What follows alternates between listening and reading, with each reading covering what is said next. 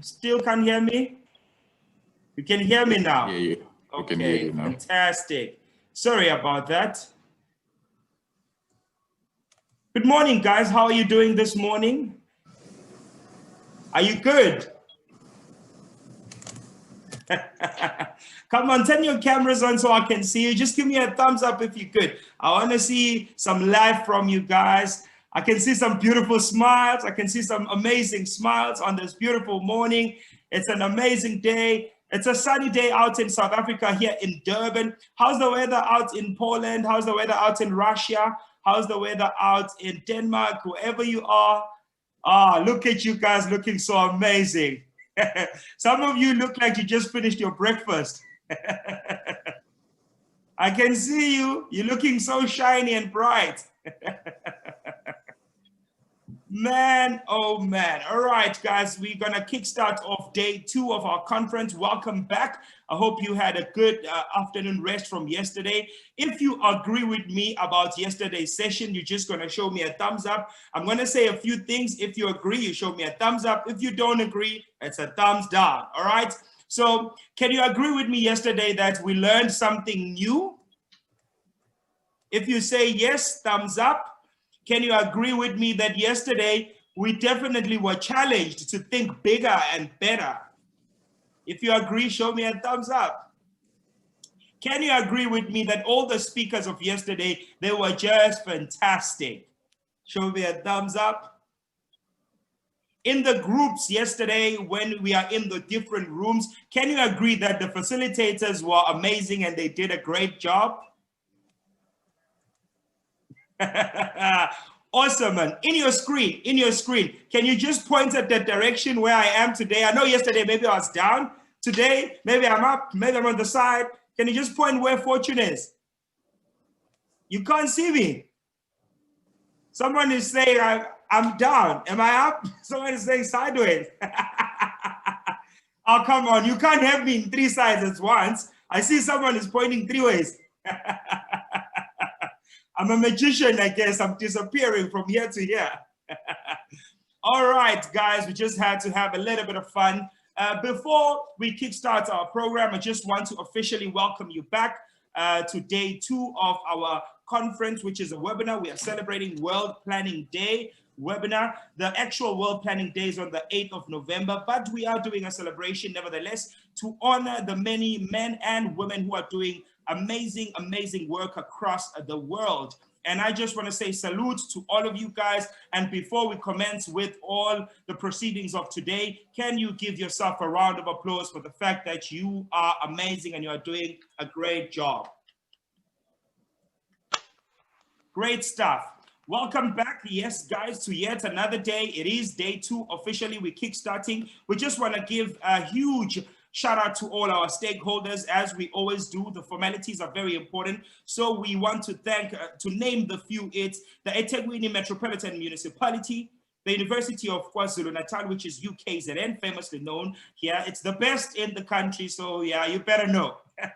This is a great platform. So also we want to thank the South African Council of Planners, which is SACPlan. We also want to thank the South African Cities Network for the support they've shown to this conference. We also want to thank SAGA, which is South Africa's local government association, for partnering and making sure this is a success. Also the Municipal Institutes of Learning. Furthermore, we want to say a big thanks to the International Society of City and Regional Planners for endorsing such an event. And you are officially welcomed wherever you are. You can take your coat off if you're wearing a coat. You can have fun. Crazy enough, it's not in a conference room. I can't say that take your coat off because you're probably sitting in your shorts in your house already, even now. Confess if you're wearing your short, put your hands up. Because obviously we cannot see what you're wearing underneath. We can only see the top. So yeah, I know. Some of you guys are wearing a short. I see Eric Parker is saying I'm wearing a short.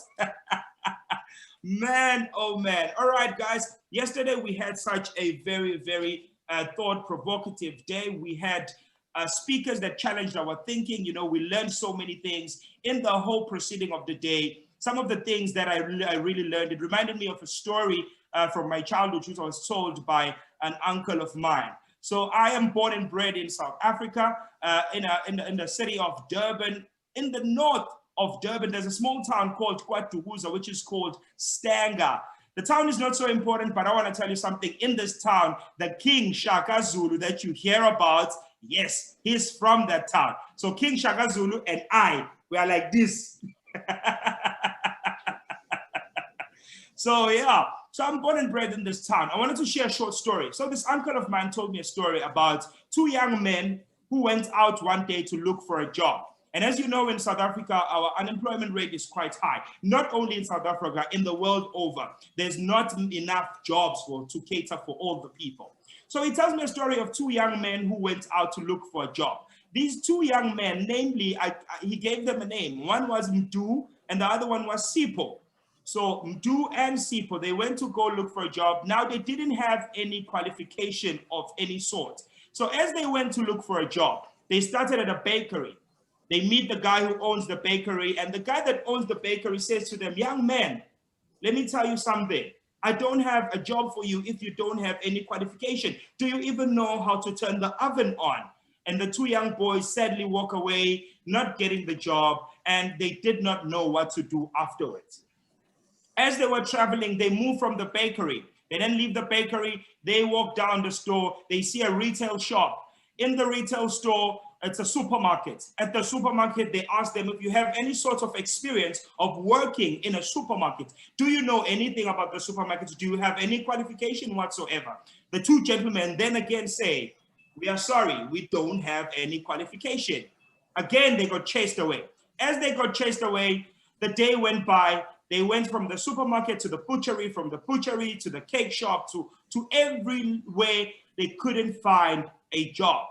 As they could not find a job, they were already walking home disappointed. The thing was, one of them, Nosipho, he says to the other one, I'm not going to give up because at home we are very hungry and my grandmother has nothing to eat for tonight. I have to find something. And then the other one, Mdu, decides he's going to give up, quit, and left. Nosipho was left alone. He goes to look for a job at a construction site. In this construction site, they were cutting down trees. They were cutting down trees, and he went there. The guys that were working, they were buff guys, very big and strong men. Not big like me, but they were strong, like muscles and all. So he goes there, the guys call him, they say the boss is actually looking for tough guys. Nosipho happened to be one of the guys who was tough himself. Then he went to the boss. The boss says to him, hey, young man, Nosipho, how are you doing? I'm going to give you an opportunity, but there's rules here. Listen to this carefully. There is one rule. The rule is every day, you must make sure when you go into the bush to cut the trees, you must come back here with 7 trees. Every day you need to come back with 7 trees. So all the guys that are working here were coming back with 7 trees. So Nosipho gets the job. The boss gives him an axe. He gives him the axe. He throws him the axe. Nosipho is excited. He goes home. He tells his mama that he got the job. Now they're going to have money to buy food and be happy as a family. Day one is a Monday. So Nosipho goes back to the construction site. It's day one, first day of him at work. As he's doing his first day at work, Nosipho goes into the trees with all the guys. Nosipho comes back with 24 trees. All the other guys were cutting down just 7 trees. Day number 2, Nosipho comes back with 20 trees. All the other guys were cutting 7 trees. Day number 3 comes. It's a Wednesday morning. They're all excited. Nosipho cuts down 15 trees. It's day number 3. Started with 24. He's now on 15 trees, and it's day number 3. When these guys are coming back from the trees, they are carrying their coördinator van die sakplan world town planning webinar wat vir klomp stroom. Sorry, Susan, can you mute your mic, please? As they were going down from day number 3 with 15 trees, the guys came back singing a song. It is actually one of the struggle songs that was sang in South Africa. Shosholoza, shosholoza. The guys were excited. Nosipho was excited. He's cutting more trees than everyone else. But day number 4 came. Nosipho was cutting down only 12 trees. Now he started getting worried. He went on to day number 5, which is now a Friday. He was only cutting down 11 trees. And then he decided over the weekend, because they were not working, he probably lost some strength, so he went back to the gym and he went to do some weights. He lifted his weights. He wanted to regain the strength over the weekend. He came back on the Monday. When he came back on the Monday, Sipho goes to the trees. He comes back with the guys in the evening. They are cutting down 7 trees. They come back singing, sho, lows. And Sipho comes back with 8 trees. Now he started getting worried. What is happening here? Day number 1, I'm cutting down 7 trees. And now it's day number 4. It's day number 8. I'm only cutting down so few trees, which is 8 trees. He's worried. He started getting worried. And he went back home. He came back. It's day number 9. It's a Tuesday. He comes back. He cuts down 7 trees like everybody else. He wanted to cry. He didn't know what to do. He remembered one thing. Remember, there's only one rule. The only way you keep this job is for you every day to cut down 7 trees. So they go back. It's day number 10 now. It's the deal-making day. Sipho comes back. He goes to the trees with the gentleman. They come back in the evening. They're singing sho, loza, and Sipho has only cut down 6 trees. Now Sipho's gonna get fired. He's worried sick. He's stressed. And then he gets called by the boss to the big office. The boss says to him, Sipho, come here, my man.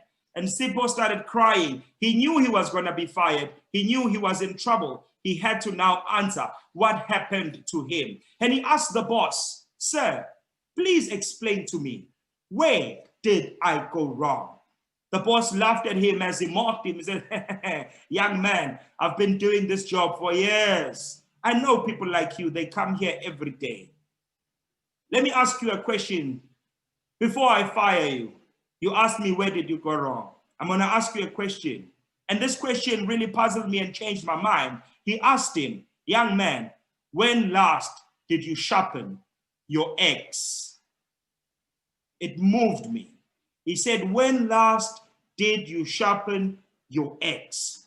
And I want to tell you here, colleagues, today, too many of us have gone for too long with our understanding, knowing everything, thinking that we know everything. We don't want to learn from anyone else. This conference is all about axe sharpening. We are here to sharpen one another and to make one another wiser, to learn from one another, to grow from one another, and most importantly, try by all means, be open-minded, be open to learn from somebody that you don't know, because believe it or not, the solutions we are looking for, they're not sitting in Mars, they're not sitting somewhere in space, they're sitting with someone who is in this room right now.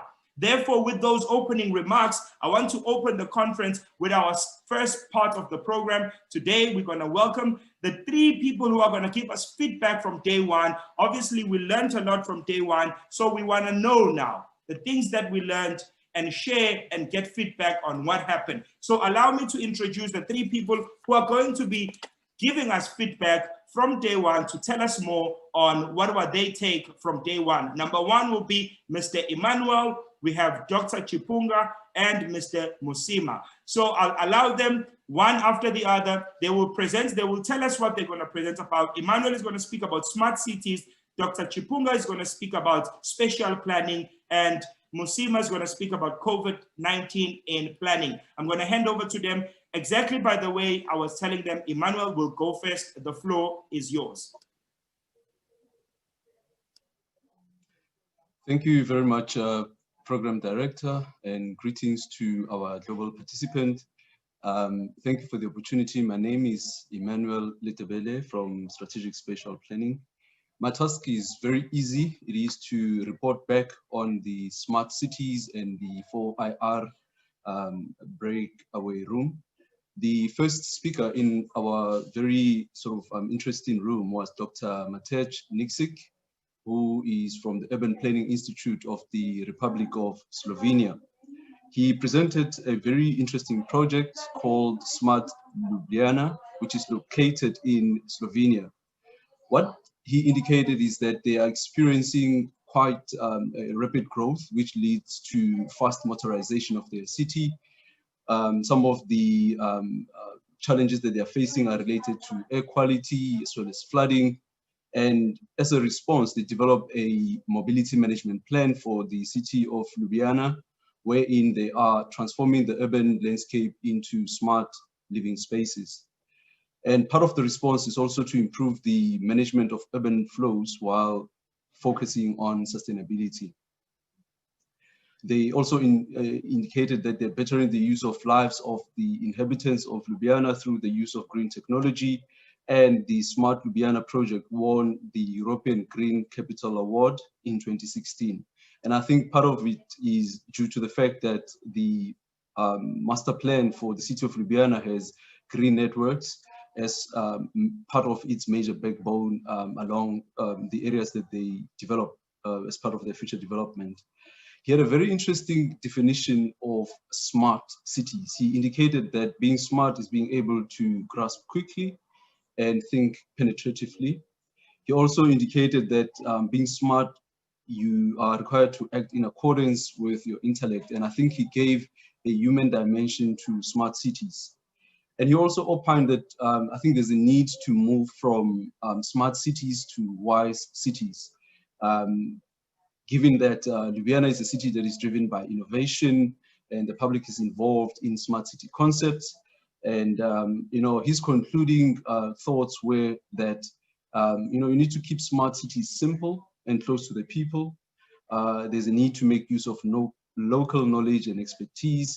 And even though the smart city concept was initiated by the ICT sector, it is really about people and the cooperation that brings better life and the use of common sense. So I think his take on smart city concept was also sort of looking at the human aspect.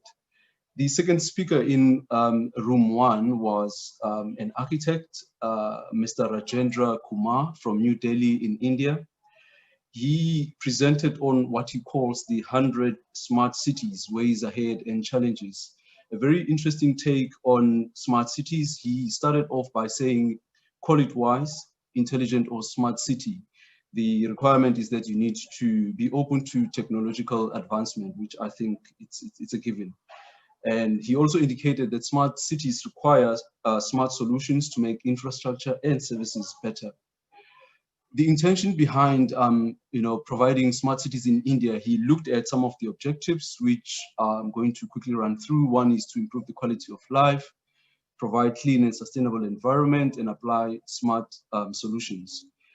Part of the implementation is to ensure that the smart cities will be replicated both within and outside of the areas that they are focusing in the Indian context.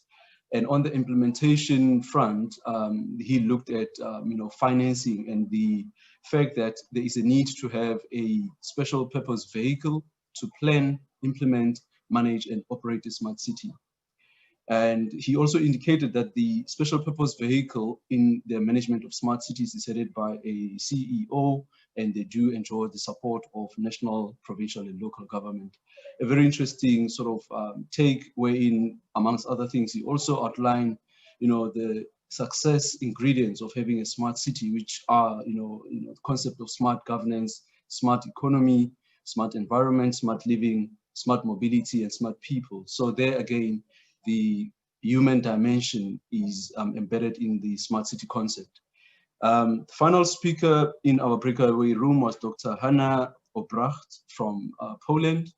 Her focus was on urban data management for smart cities from a Polish perspective. A very interesting take on data management. She indicated that data is the new oil, because once upon a time, oil companies ruled the globe. But unlike oil, data will continue to flow. So I think it's something to think about for the delegates that will be participating in the post-oil webinar ISOCAP 2020. He also indicated that in the Polish context, cities have a quite good experience with successfully implementing smart cities through the use of smart government and data-driven city in terms of decision making.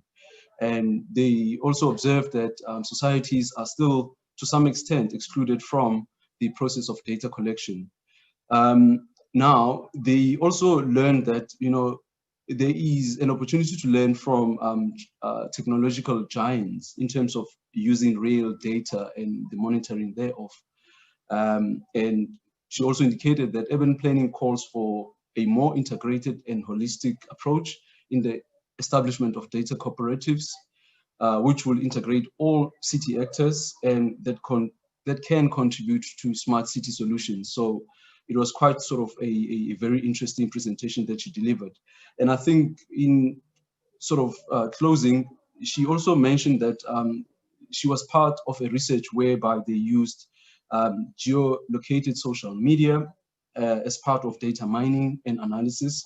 In the course of extracting the development aspirations of the citizens, I found that quite intriguing because they used social media to draw people sort of thinking in terms of how they need to respond in an urban setting in Poland. And I think in conclusion, she indicated data mining and analysis is the future.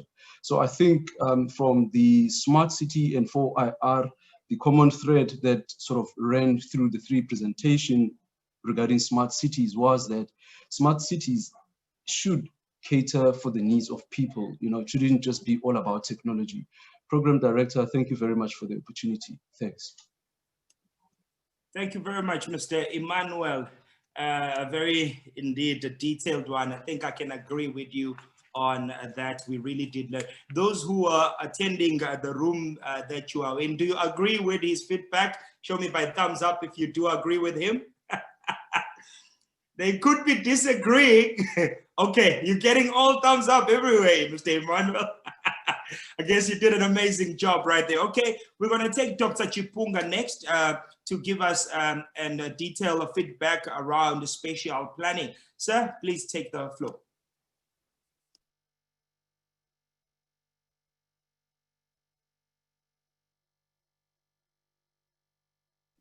Please unmute your mic. You are muted. Apologies for that, Chair. Oh, no problem. Good morning. How are you doing? Very good morning to you. I can see you are looking fresh. My name is Chipungu. Chipungu. Yes. Yes, thank From you. UKZN. We're learning. We're learning from one another. That's right. Can you try and say Nkwanyana? Nkwanyana, yes. Got you. See, I got you. All right, take the floor, sir. Did I miss it? No, you got it right. Thank you. Right. Chair, I'm aware that we are meeting on this platform from different global locations. Well, for some of us, it's in the morning. I know there are some who are still in the evening, some that are still in the afternoon. But whatever the case, I'd like to believe that so far, so good. I'm on this platform to represent and report on the spatial planning session, which we held yesterday. It was quite a participatory and interactive session with contributions flowing from both the presenters and from the participants. Now, Chair, it's quite interesting to note that this was quite an exciting session chaired by Hartley. We had 64 participants and 2 presenters, Olga and Alexander. The presentation by Olga discussed the spatial planning from a contemporary global perspective, with a focus on practice, impact, and also recommendations for the future.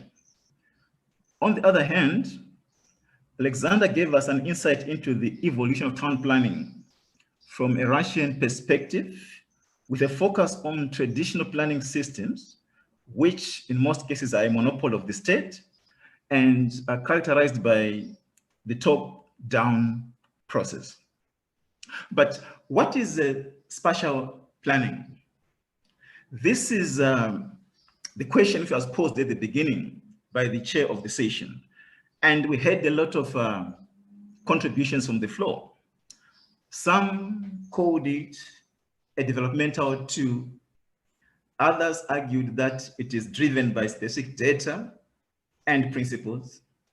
Others argued that it's aligned to specific political and municipal leadership, whereas others argued that it's all about spatial decision making. Now, these ideas did converge with what emerged from the two presenters. There are two key themes which emerge from these presentations. The general argument, the general background which emerged was that spatial planning is in principle the physical manifestation which takes normally two forms. One is that we see it in the form of, excuse me, mass production of building materials to meet insatiable global needs, such as in the construction of housing. Then another perspective which emerged is that it is development which is driven by the local context, where local materials are used to build the urban fabric. So these two themes speak to both the international perspective, but also to the localized approach as far as spatial planning is concerned. But it is also essential to note that in as much as spatial planning is meant to achieve these two aspects thematically, there are challenges.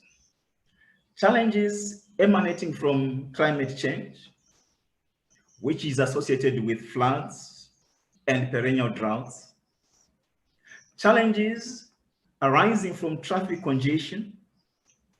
Challenges arising from massive concrete jungles that are built in different cities. Challenges associated with the low quality of housing, bureaucratic red tape, challenges associated with restricted timeframes, restrictive policies, and even failure to align with certain issues. At the end of the day, it was concluded that if we are to move forward in the future and achieve sustainable development, there is need for us to come up with efficient technology, in as much as there is need for us to come up with local context-tailored solutions. More so, there is need for us to come up with— Apologies, Doctor. Doctor, just a second. Can Yes. you please kindly remove the background as it is not working? We can't see you. Just remove the background so we can be able to see, because we've got colleagues that are viewing on YouTube as well. And some of the colleagues are viewing here also. Just remove your background and then you can just continue with your presentation so that we are able to see you.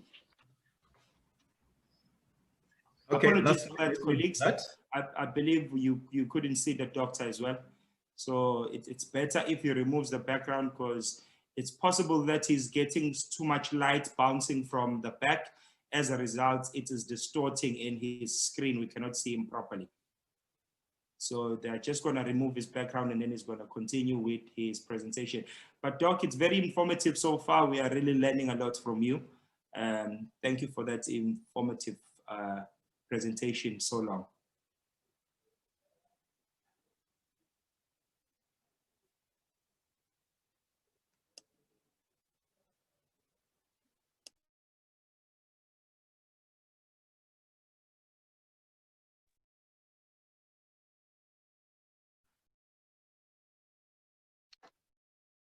Good morning, colleagues.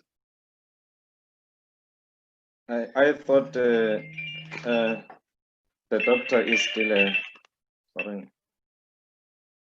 I thought the doctor is still on the platform. Sir, apologies, okay. Sir. Can we just allow the doctor to finish his presentation, and then we can take any Okay, other thank you very much, feedback? No problem. Thank you, sir. Doc, you can continue. Thank you very much. We can see you now. Thanks, Fortune, for being patient with me. Let me just continue with the recommendations before I conclude. All right, as I did indicate earlier on, as we proceeded with our discussion, we arrived at the recommendations. And some of the recommendations put forward were that for us to achieve efficiency in spatial planning, there is need for us to come up with efficient technology. There is also need for us to come up with local context tailored solutions. There is also need for us to come up with alternative building materials. There was also a proposal to make sure that we come up with alternative urban development models. And lastly, there was also talk about coming up with alternative planning policies. I would like to conclude by taking a niche from Alexander's presentation, where he posed actually a question. Should planning be directed at achieving goals or contribute to the expansion of construction activities? To me, this is an essential question which speaks to diversity in spatial planning, which speaks to innovativeness in spatial planning, which speaks to contextual peculiarity of spatial planning, but more so, which speaks to the national vision. So what we see from the discussions which we held yesterday is that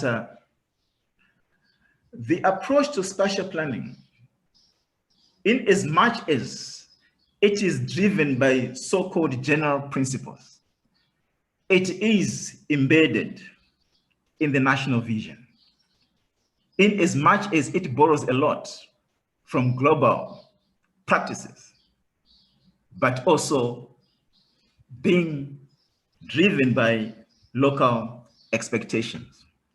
I rest my case, Chair. Thank you. Thank you very much, Doc, for that very informative feedback. I'd like to believe those who are attending the special planning room would definitely agree with the doctor. Maybe if you don't agree or you have a question, ladies and gentlemen, let us just follow the protocol and the rules that we were following yesterday. If you've got a comment, make sure you drop it down on the chat section and it will be attended to. Remember, the second session is 100% dedicated to all discussions where we will allow all questions to be taken and presenters will deal with all the questions you may have. Just to go through the rules, I've been asked to just remind our guests and the delegates that remember, it's very important that you mute your mic at all times unless you are presenting or you have been asked to unmute the mic. This enables us to ensure that the person that is presenting at that particular time an opportunity to present and finish their presentation without disruption. Number two, remember the positioning of your camera is also very, very important, colleagues. Don't position the camera in such a way that we cannot see your face and we cannot see you when you present. Make sure that you are not too close to the camera or you are too far anyway. Also, number three, very important, avoid multitasking. When you are doing your presentation, try by all means to have all your documents and everything that you're going to be needing in order and in front of you. And then also very important, the last one, the drinking and also of eating during the conference. Make sure you don't do that. It's very rude, especially to the person who is presenting when they see on the screen that someone is not paying attention. Last one, but not least, is the one of if you need to go to the loo or excuse yourself to the toilet or lavatory, make sure that you switch off your camera and you turn off or you put on mute your microphone. That is very important. As I highlighted yesterday, I've seen the most during some of these meetings and conferences. We once experienced a lady who just decided to just walk into the bathroom without switching the camera off. So you don't want to be someone we will make an example of next time. that will be something that's very inconvenient. All right. Thank you very much, Doctor, for that one. We are going to be soldiering on to the third person who's going to be presenting, who will speak around the area of COVID. Mr. Musima, can you take the floor, sir? It is all yours.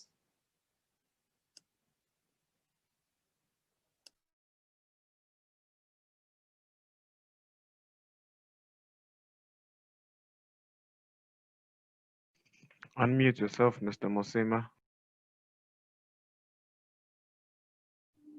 Mr. Musima, are you here? Are you with us?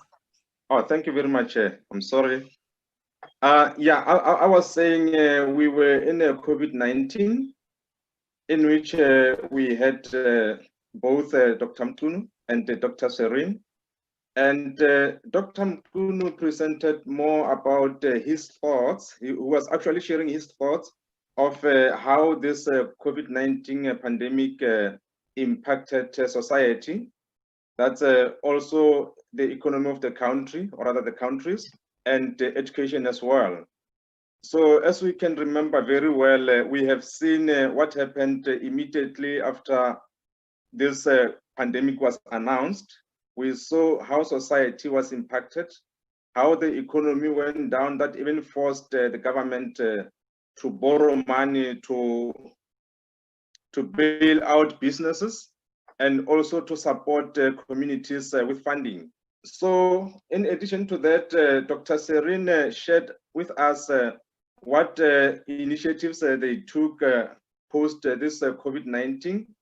And in addition to that, she has also shared with us how such initiatives were approached. And such approaches include the bottom-up initiatives, which were supported by the state, and the informal welfare system, in which there were people volunteering and also crowdfunding as well. And they also had a CRT project that documented the responses to the COVID-19 crisis. So some of the issues that arose from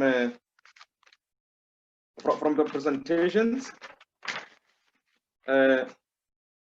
are the issue of the densification. That is the challenge of food security and densification. So the thinking was that maybe there should be a densification so that the issue of food security could be provided for.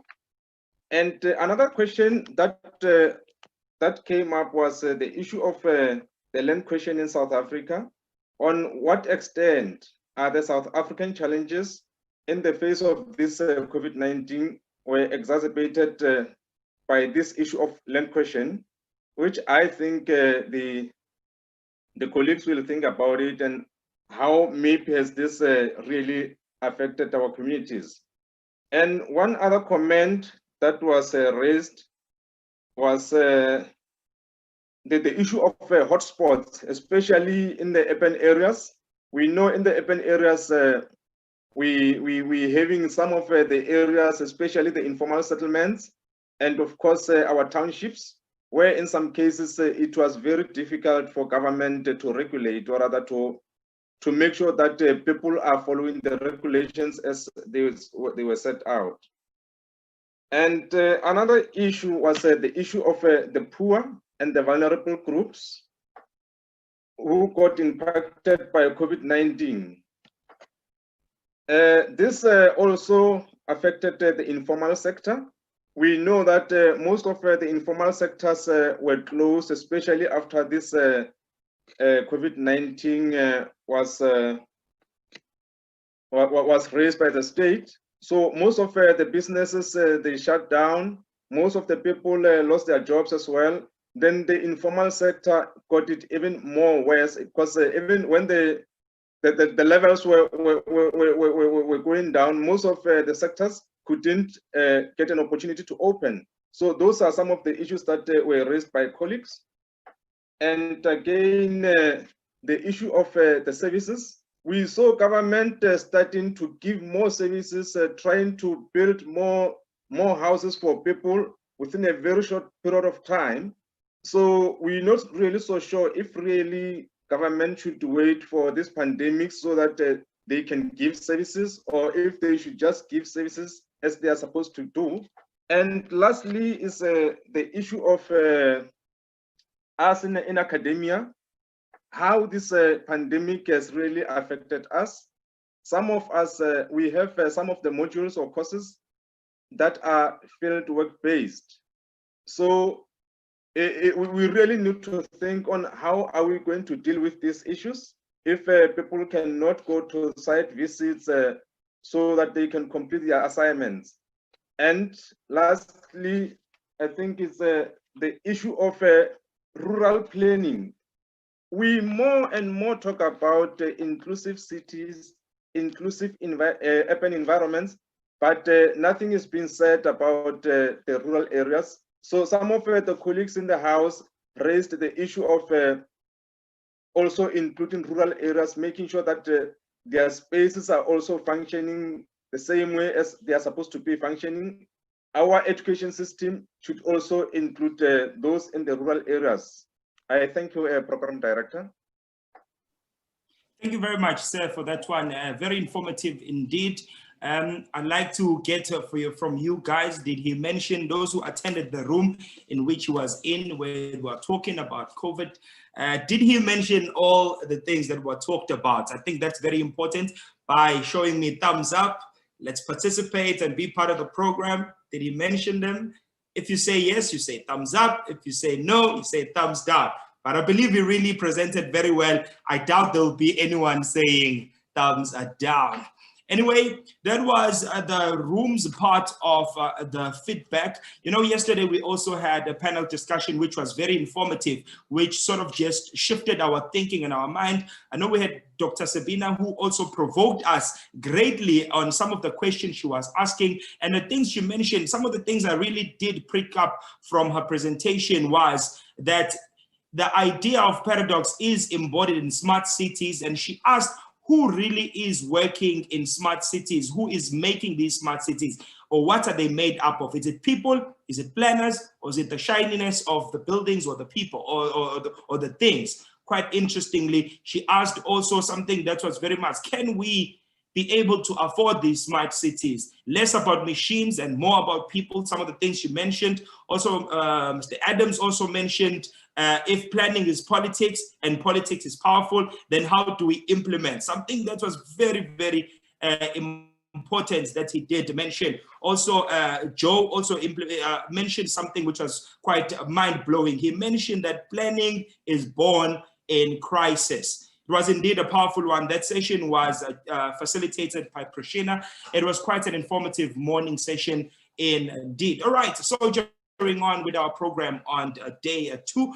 On the slot, initially, we were going to have our department head, who is unable to join us at the moment, Mr. Lihepewa.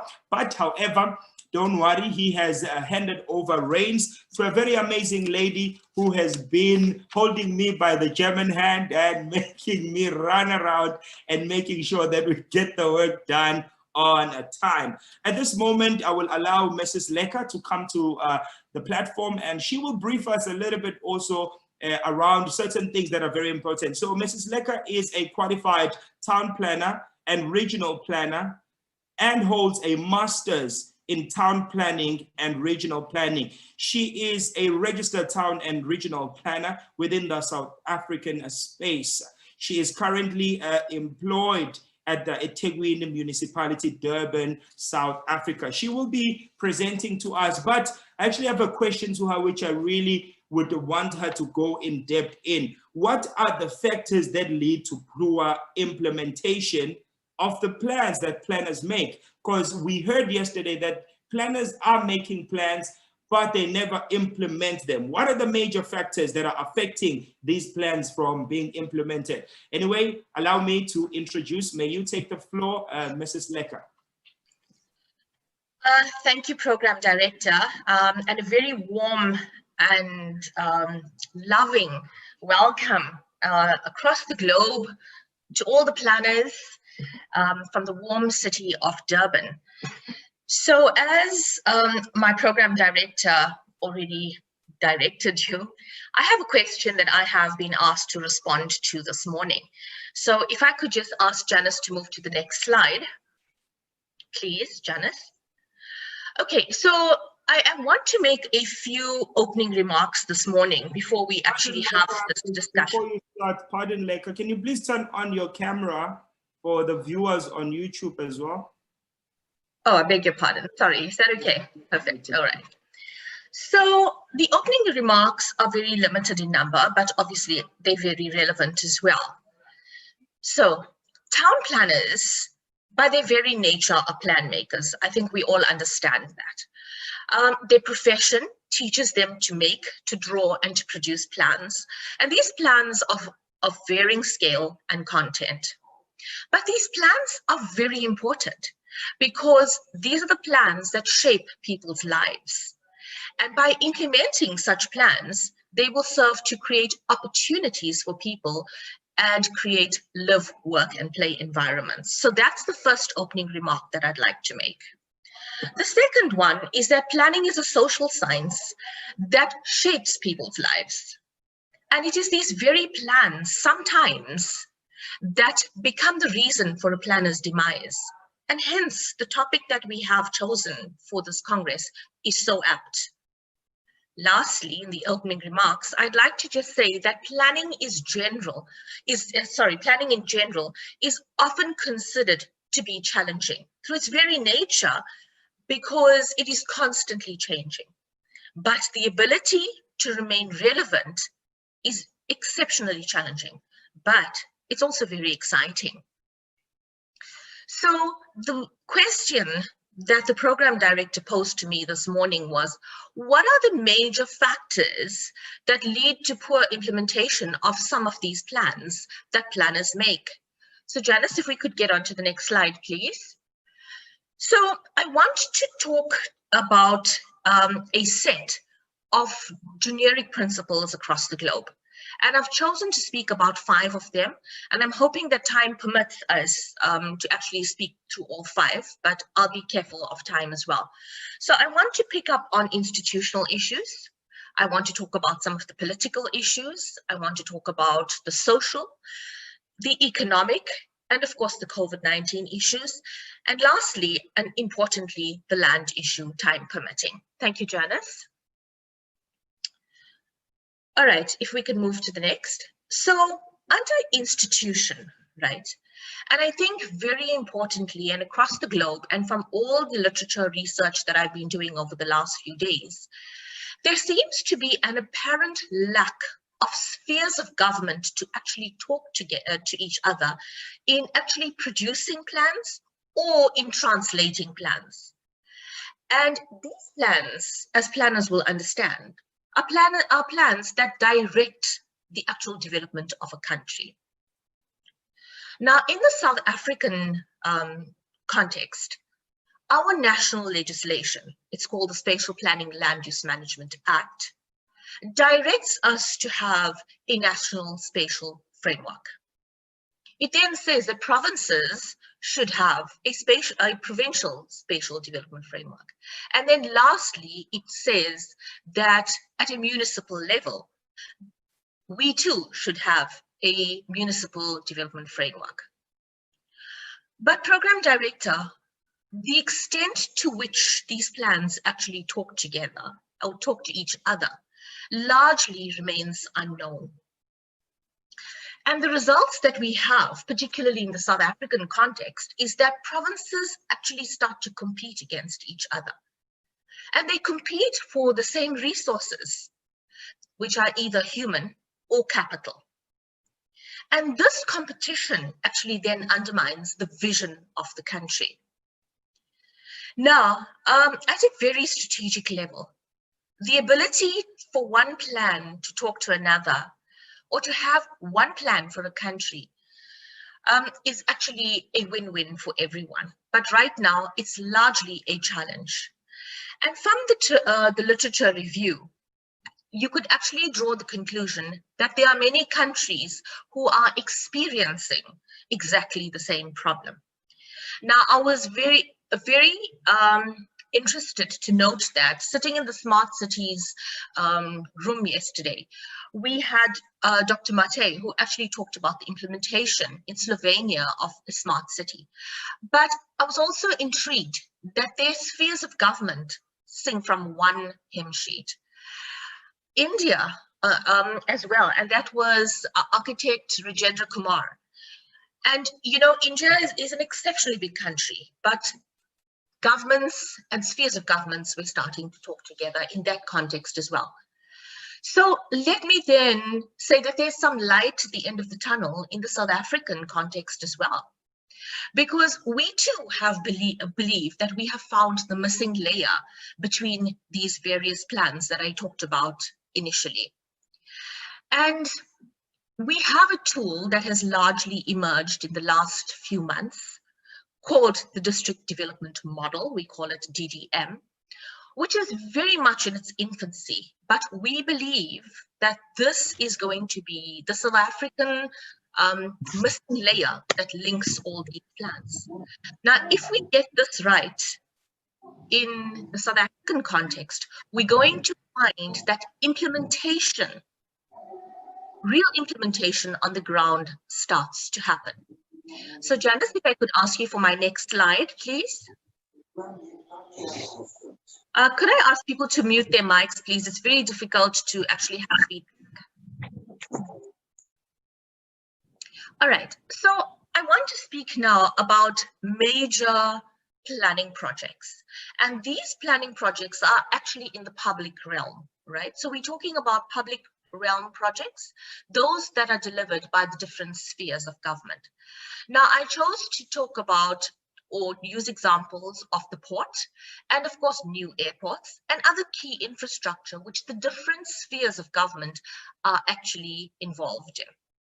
Now, initially I said to you that the plans that we have possibly don't talk to each other. And again, I raised the issue that in this case where we have significant infrastructure that needs to be implemented, due to the fact that we do not have one plan, the different spheres of government actually then start to cross-cut, and we will then find that we're going to have implementation problems. Of course, this has already happened, and it's been demonstrated also in unfunded mandates as it's been rearing its ugly head. The other types of planning projects that the public sector would actually respond are often transversal or multi-sectoral in nature. So we would be delivering projects that would require infrastructure such as water, electricity, wastewater, etc. But because of the silo mentality of the way departments actually do their planning, you will find that planning implementation projects are often on the back burner because services to the people come first. And of course, planning projects seem to get the back end of all of that. And then we find that where we have done these amazing planning projects and there's an expectation for delivery by the public, we find ourselves in a very compromised situation where, because these projects haven't been funded by the different departments, they don't get the recognition and don't get the implementation that they actually deserve. Now, you will understand that communities out there have an expectation. And when you find that you cannot deliver these planning projects or you cannot implement these planning projects, that's when you start to have these service delivery protests, etc., that we battle with. Also remember that when planning projects are not implemented, the end result is that job creation obviously is compromised. And of course, the fiscal of cities, not only particular to ours, but cities across the world will actually suffer because there's no income to the fiscals. Janice, may I ask you for the next slide, please? So I then thought, let's talk about the private realm, okay? And there too, you will find that major planning projects, and coming from a space called catalytic projects, we find that many of these bigger projects, they're catalytic in nature, are also transversal and multi-sectoral in nature. And again, these projects are actually reliant on the cities providing bulk infrastructure, such as water, wastewater, electricity, as I've already indicated. But again, it is the sector departments that actually don't have budgets to allow the planning projects to be implemented. The end result, some of these projects get shelved, some of these projects get phased, and again, it affects job creation and it affects the fiscal of the cities. Janice, may I have the next slide?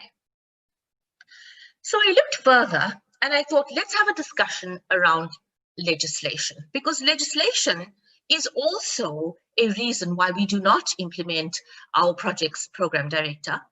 And legislation, it actually slows down implementation because sometimes it over-regulates and it actually prevents us planners from being creative. Now, often in public and private projects, you will find that public participation often becomes a challenge. And I completely concede as a planner that it is absolutely necessary to undertake public participation. But let's be serious and ask ourselves, at an implementation stage, do we really need public participation? And the question that I have to ask is that maybe the higher order plans that we have need more detail so that it prevents communities from becoming hostile at an implementation level because they claim that they don't know or that they were just unaware of a project in total. So I think that the sooner we start to actually revisit the content of the higher order plans, we will actually find ourselves in a better situation for delivery. Now, again, as I said, these are generic reasons, and literature review has actually directed me to make these kind of statements this morning. The last one under institutional is that obviously planning processes across the globe appear to be very complex and drawn out. Now, COVID-19 has actually forced planners to become more IT sane, if I may say that, and has actually introduced online processes that are meant to fast-track decision-making and hence deliver implementation sooner. Janice, may I have the next slide? All right, so we're talking political here, and I just want to make one or two remarks under political. So the literature review across the globe indicates that leadership actually changes every 5 years, and it's typical, like I said, across the globe. Now, particularly as it relates to municipal planning, this absolutely holds true. And when new leadership have fresh and exciting new ideas, obviously planning projects that were adopted in the previous financial year are not implemented. Okay, and of course, if you look at the same kind of theme or the same kind of practice, you will find that planning projects in the last possible 10 years have not been implemented, mainly because of the quick change of political leadership, which then jeopardizes implementation of planning projects on the ground.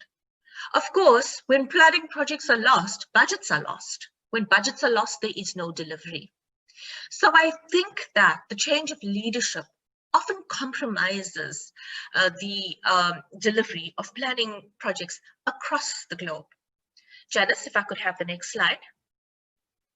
So let's talk quickly about some of the social issues, right, and how they actually contribute to the non-delivery or compromising of delivery of plans. So people migrate towards cities, and I think as planners, we all accept that. However, them migrating to city causes the changes or needs of communities rather to be ever changing. So as much as you have a plan that is being done, migration is happening on a daily basis, and you're going to find that the plan that you possibly have prepared and have adopted and that needs to be implemented is often undermined because of migration to the cities and people setting up their own land uses and setting up doing their own kind of building works. So your plan then largely becomes undermined.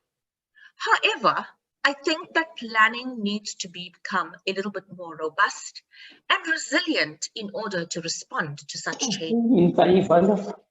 Guys, can I please ask you to mute your mics? It's feedback really bad. Excuse me, sorry for that. Colleagues, can we please be mindful of our mics? Please mute all your mics, because it is very disturbing to the person presenting, because you are disturbing them. Also, Leka, please be mindful of the time. Yes, thank All right, you. thank you. You may Thank continue. you, Program Director. So let me speed along then. So the suggestion is that plans need to be reviewed, right? And as much as we have multitudes and layers of plans, we need to sit down as planners to actually look at how we can do things better considering this pandemic.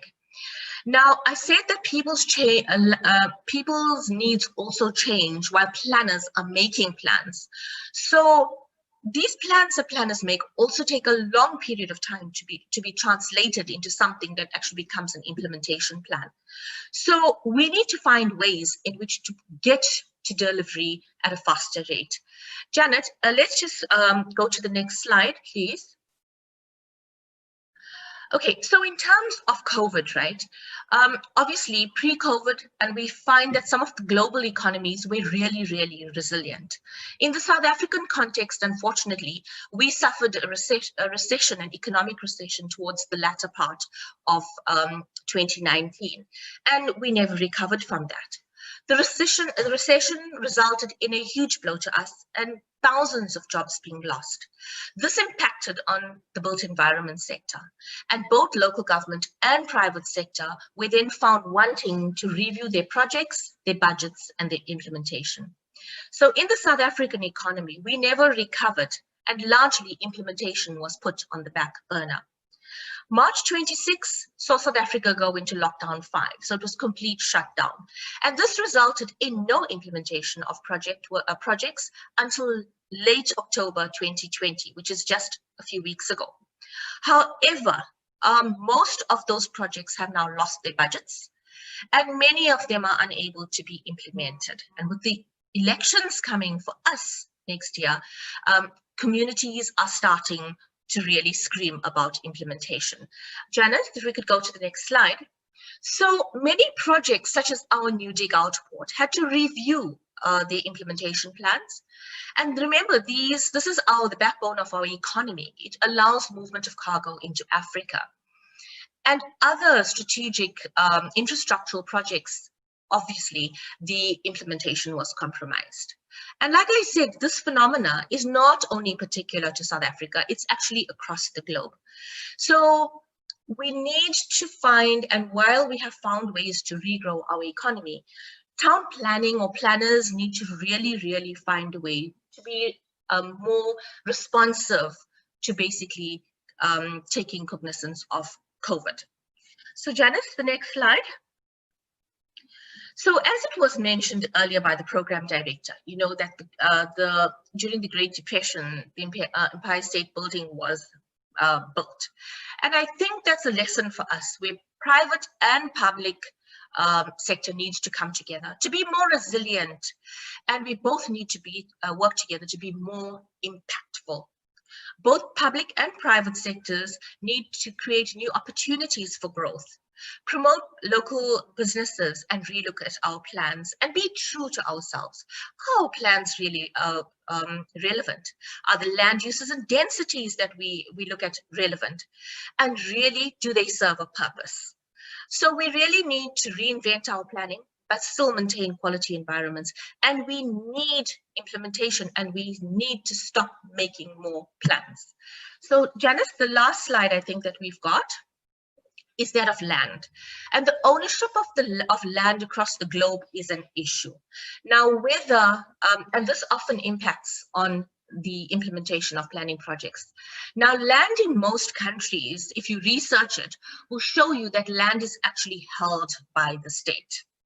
But whether it's held by the state or whether it's in private ownership, we're still having problems with land. And the previous speaker actually touched on that. Unfortunately, I don't have the time to expand on that particular discussion, of which I would like to actually discuss a little bit more. I also pointed out that land located closer to the cities obviously is of such high value that it doesn't allow the poor to access land. And that is why planners need to start thinking out the box to transform our cities, to come up with more innovative solutions that we can deliver in a more sustainable way. So the last thing that I wanted to, oh, sorry, Janice, just the last one at the end. Every planner dreams to better people's lives. Now is the time for us planners to make that difference, and we need to step up. Thank you, Program Director. I think I've actually provoked some discussion. Thank you. Thank you very much, Leka. Not just some discussion, I can actually see what's happening in the chat. Everybody's engaging, and I love what I'm seeing. I really do. Thank you very much. You also represented the city planning very well of eThekwini. We are proud. Thank you very much. A round of applause for our presenters of the morning session, guys. Thank you. All right, guys, are you still okay? Can you give me a thumbs up if you're still okay? I can't see you. I haven't seen you for a minute. You're hiding yourself. Are you guys having coffee without my permission? I can see you.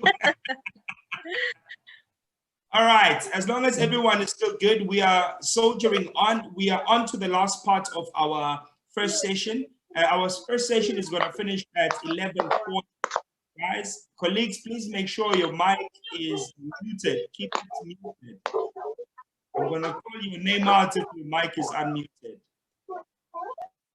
Please mute your mic. We can hear some cats and some dogs in the background. It's not good. It's not good at all. All right, we are soldiering on, guys. At this moment, I just want to apologize also because there was a program that was distributed to everybody, and the program has changed slightly due to unforeseen circumstances. We've had to move around a few things and give some of our other people an opportunity in the program as well, to replace some of those who could not participate in the program. However, we are soldiering on. Next up, we're going to have a panel discussion, which will be chaired. I think you'll remember her from yesterday, Professor Hope Madimisha. She will come back and she'll be chairing this session where there will be a panel discussion for the next, say, about 30 minutes to 35 minutes. Just be mindful of time, guys, and make sure that we keep to time to all the presenters as well. Have all your material ready, and let's make sure we respect one another. Everybody, please make sure that your mic is switched and put on mute. Professor Hope, good morning to you. How are you doing this morning?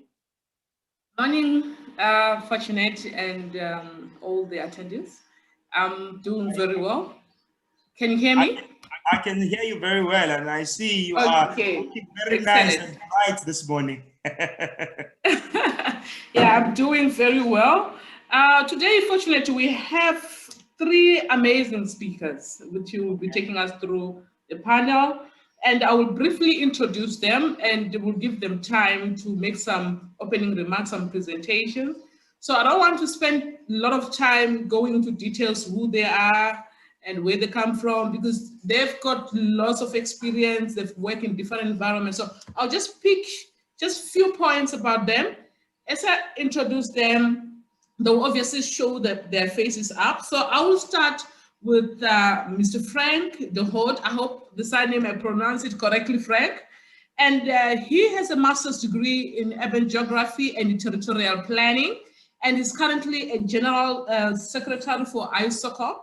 And since around 2005, he has been working with UN agencies in developing countries such as Kosovo, Palestine, Nepal, China, and many others. Welcome, Frank, and how are you? I'm fine. I hope you can hear me all the way from Athens, Greece. Thank you so much, and a happy World Planning Day. Well, a little bit in advance, but better to be early than to be late, right? If you agree, I would like to share my screen and show you a couple of slides. Is that okay? It's okay. All right, so here we go. Let me see if this can work. Yeah. Share, and I have to get out of this and put it on full display. Full display. Yeah. Are we getting there? Are you seeing my screen now? Yes. Yes. Okay. Okay. So, yeah, my contribution to this beautiful event and day would be as titled Territorial Community Empowerment, Making a Case for Barefoot Placemaking and Planning. So I am indeed representing ISOCARP, but I will also introduce you to an initiative from ISOCARP called Global Planning Aid. So let me go to the next slides. Well, first of all, happy World Town Planning Day from ISOCARP, and congratulations with your event, which we happily endorsed as a pre-event, an official pre-event of our upcoming World Planning Congress, but I will speak about this at the very end. ISOCARP, I hope I don't have to introduce you to ISOCARP, the International Society of City and Regional Planners. This is our map where we used to do, let's say, in-person, on-ground activities, all these colored dots. It's still a bit empty in Africa, though. So we really hope to increase our presence and interaction with planners from all over Africa. But at least we are actually very active for a couple of years in Southern Africa. So a very warm welcome or hello from Athens to Durban. And I have a personal relationship with Durban. In 2011, I ran the famous Comrades Marathon, 89 kilometers in 8 hours and 9 minutes in 2011. But they told me you're only a real comrade if you also do the reverse. So I ran from Durban to Pietermaritzburg, but not yet the other way around. So I still have to complete that challenge. So what is our relationship with South Africa, Durban in particular? Well, we had our 52nd ISOCARP Congress back in 2016. I was there and I loved it. Very, very nice, hospitable environment in the Congress. Lovely organization. We all enjoyed it very much. We also had another World Planning Congress in Kenya, Nairobi, some years before, but that's about it. So only two major events. So we are really ready after, let's say, the planned congresses to get back to Africa as soon as possible. And of course, hopefully, as soon as this pandemic comes to not an end, but we can control it. So we also engage in urban planning advisory teams, and there was one in Durban, of which you see there the cover of a magazine. So instead of producing boring reports, we try to, produce attractive magazines that are looking a bit beyond the small circle of planning experts. It's a difficult task, but I believe we need to do that. So what I contributed to the Durban Congress at that time, I was working as an advisor of UN Habitat, and I was working on the guidelines, on the handbook for applying the international guidelines on urban and territorial planning. On the left, you see the cover of the booklet of 2015 on the left.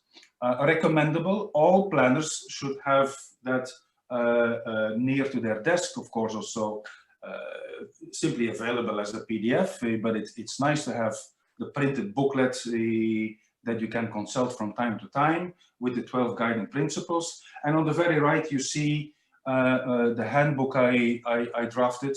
Now, this is only a small part of what I did. So there is much more material to be shared.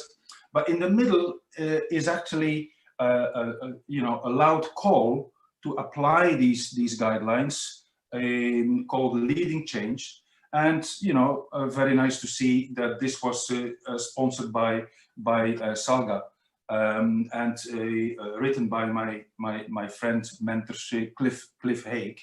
And I would really recommend read this document and energize yourself to be a leader on implementing SDG 11, all the other relevant SDGs, and of course also the new urban agenda and the international guidelines. So when I was in the Congress, I did a training on these guidelines, and I still have very good memories of it, but I think we should go to the next levels.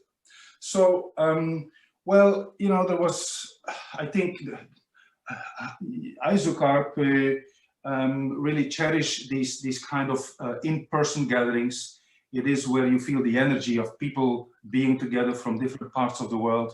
But then came the pandemic, and we have to adjust to it. So we are doing everything now remotely, online. Is not the same fun, but on the other hand, there has been a kind of positive explosion of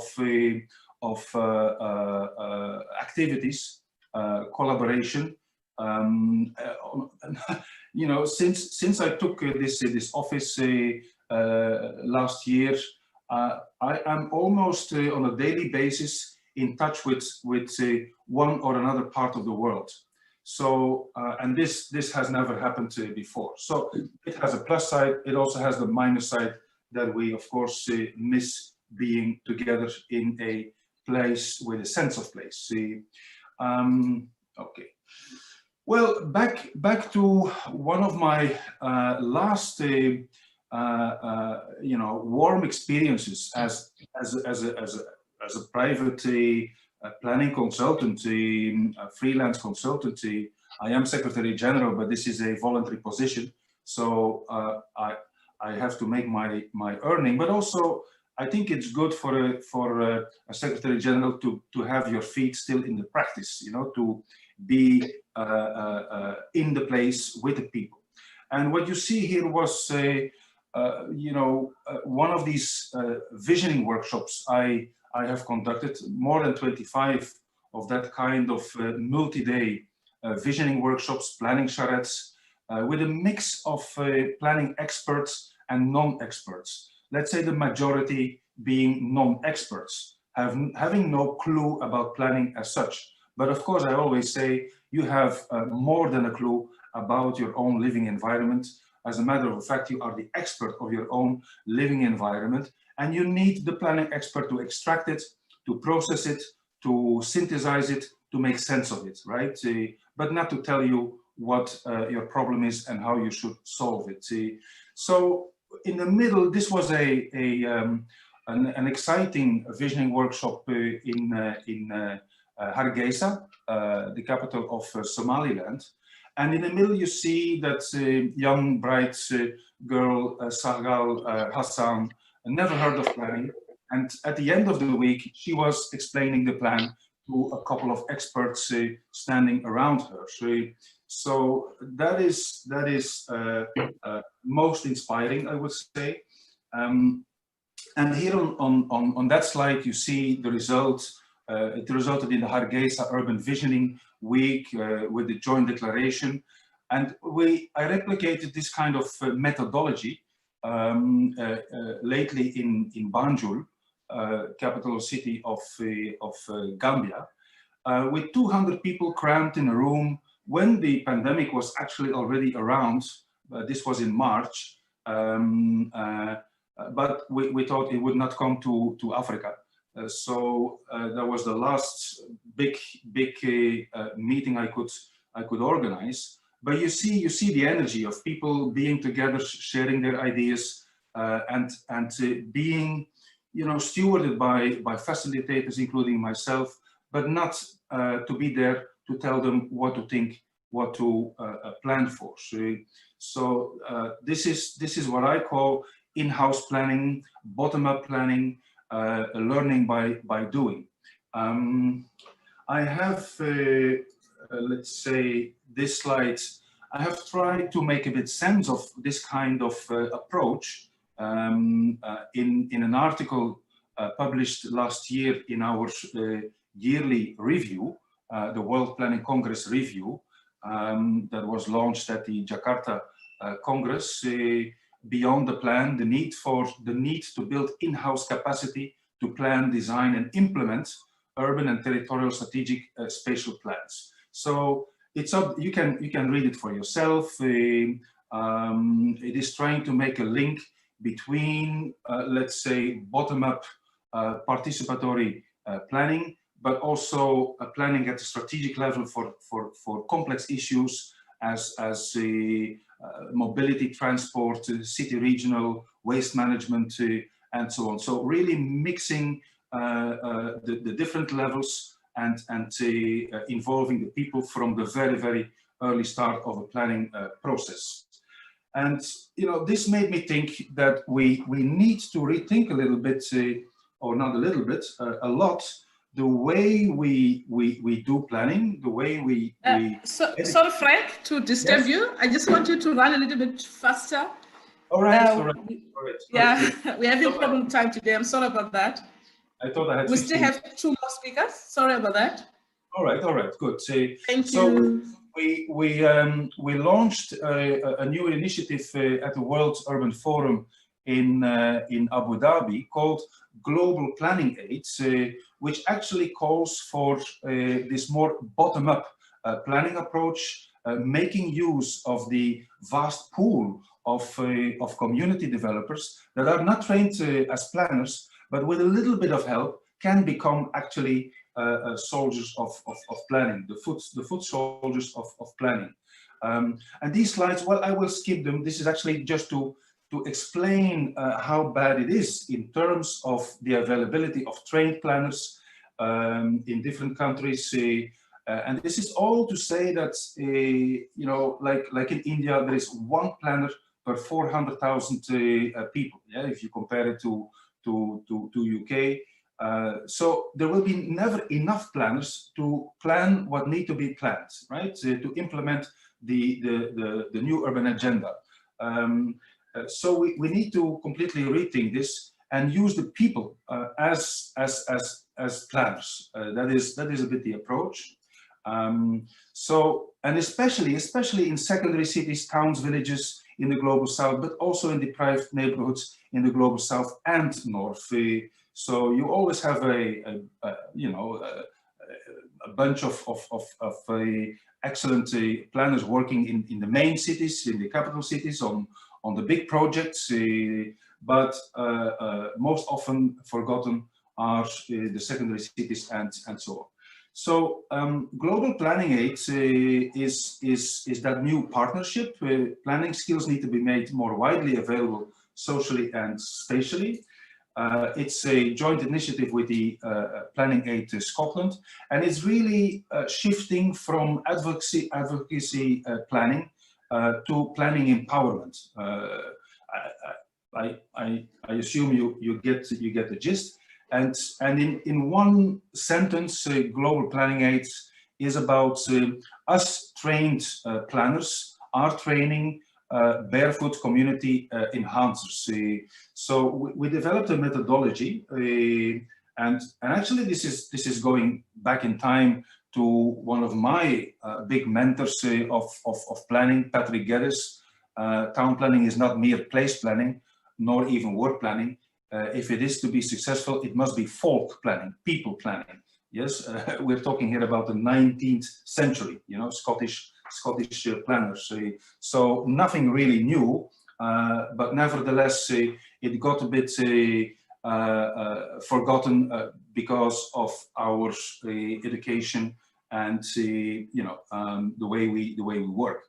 So yeah, we have a two-pronged approach. We will start with a place standard so that people can actually understand what are the problems of their own environment by using a digital tool.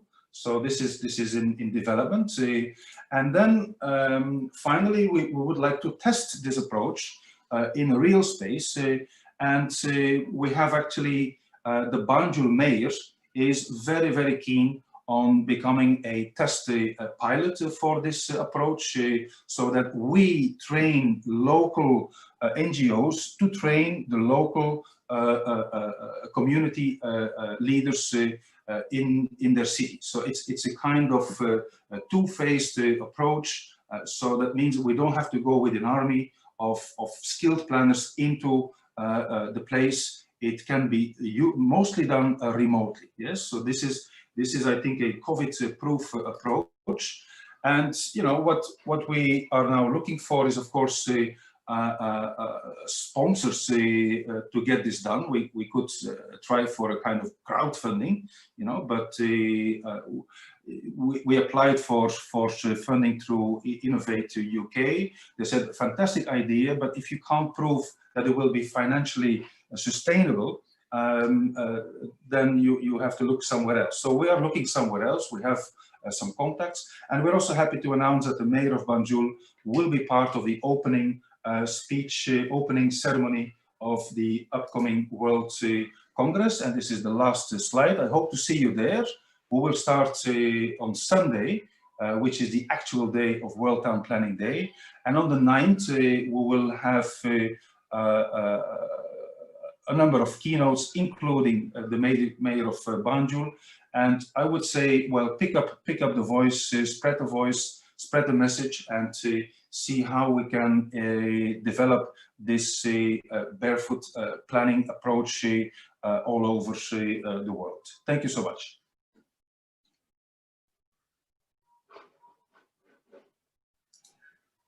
Thank you very much, Frank, for informative discussions.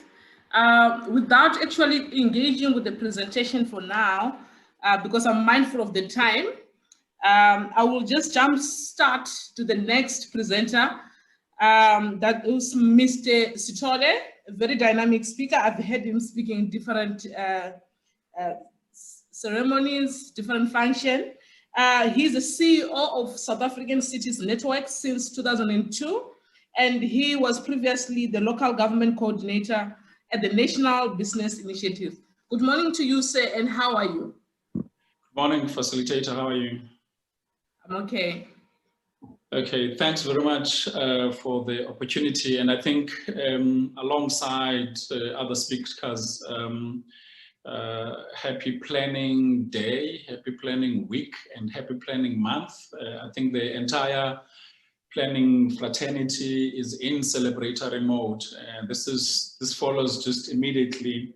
I think on the 31st of October was World Cities Day. So there's a lot of alignment, and October is Transport Month. And so there's a lot of alignment in that regard. I'm going to be very brief, and I in part just because I've already overrun my own time. So I hope the organizers won't find that problematic. I just want to contribute on 3 points. The first one is how I think in the African continent, and I suspect that will include all the countries and all the practitioners in the continent, how we lack our own narrative on what we want from planning. And this is, for me, the consequences of how colonization has impacted on the African continent. So if you imagine, when colonization took place, you had the English. They brought to the continent their own planning methodology and their own planning regimes. You had the Portuguese. You had the Italians. I mean, if you look at the western part of the African continent, Somalia, Eritrea, and some parts of the north, Libya. You had the French, surely, in the better part of West Africa, and some parts of Central Africa, Congo.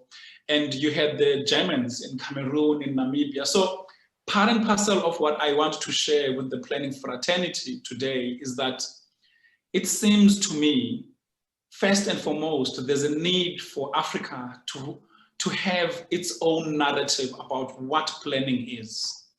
Because part and parcel of the challenge we have is that we seem to borrow from all sorts of other influences without imposing our own influence on what we want from planning. And I think that for me is a very big challenge for the African continent. And if you bring it further down to South Africa, over and above 300 or 400 years of colonization and the influence that colonization has had on how we think about planning, you also have had the apartheid style of planning. So in South Africa, part and parcel of the challenge is to also deal with or undo the apartheid segregated way of planning. And so it's a big challenge. So, and I think it's a big challenge for the planning fraternity. So that's one thing that I think colleagues in the planning fraternity must help us with.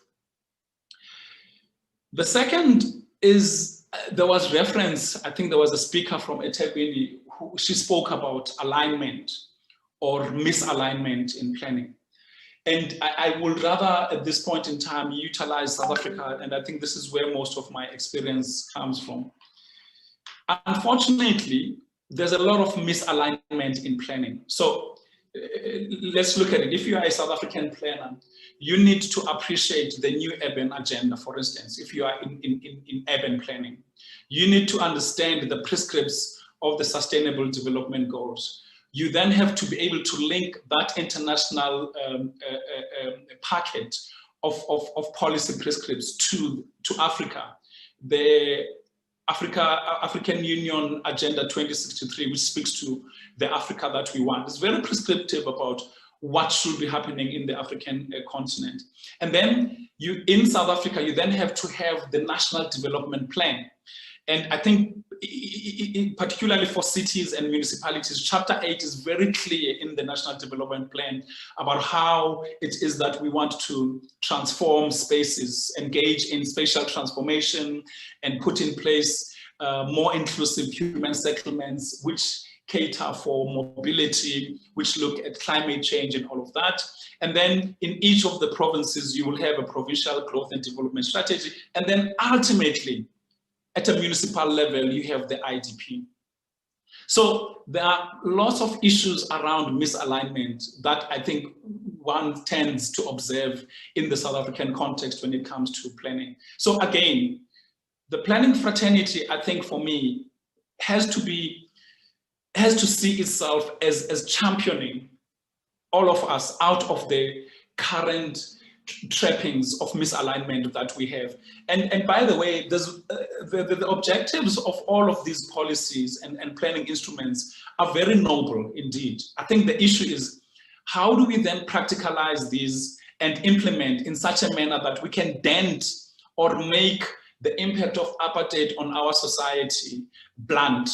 Because that's where the issue is. If nothing, and I think most people have been saying, if nothing, what COVID has done is to amplify how sharp apartheid spatial planning has been. It has indicated where the impact of apartheid planning has been, where poorer communities are the ones that are suffering most as a consequence of COVID-19 and the like. So that's the second thing that I think, Chair, I would like to share with the planning fraternity today. Perhaps what I need to add to the issue of alignment or misalignment is the language that gets to be utilized. Politicians get very much confused by some of the language that gets to be utilized across the various spheres, both horizontal and vertical, across the various spheres of government, between the private sector and the public sector, between civil society and the public sector and the private sector. So there's some ironing that the planning fraternity needs to help us with, so that we are all speaking the same language. Otherwise, we are going to continue facing what I think that the topic says, what the paradox of planning implementation, because we tend to speak different languages, programs, projects, plans, strategic plans, strategic intents, and all of those. And I think that's something that the planning fraternity could help us with. I thought I must take the opportunity to rebut a comment that was made, which says, do we still need public participation in planning? Certainly.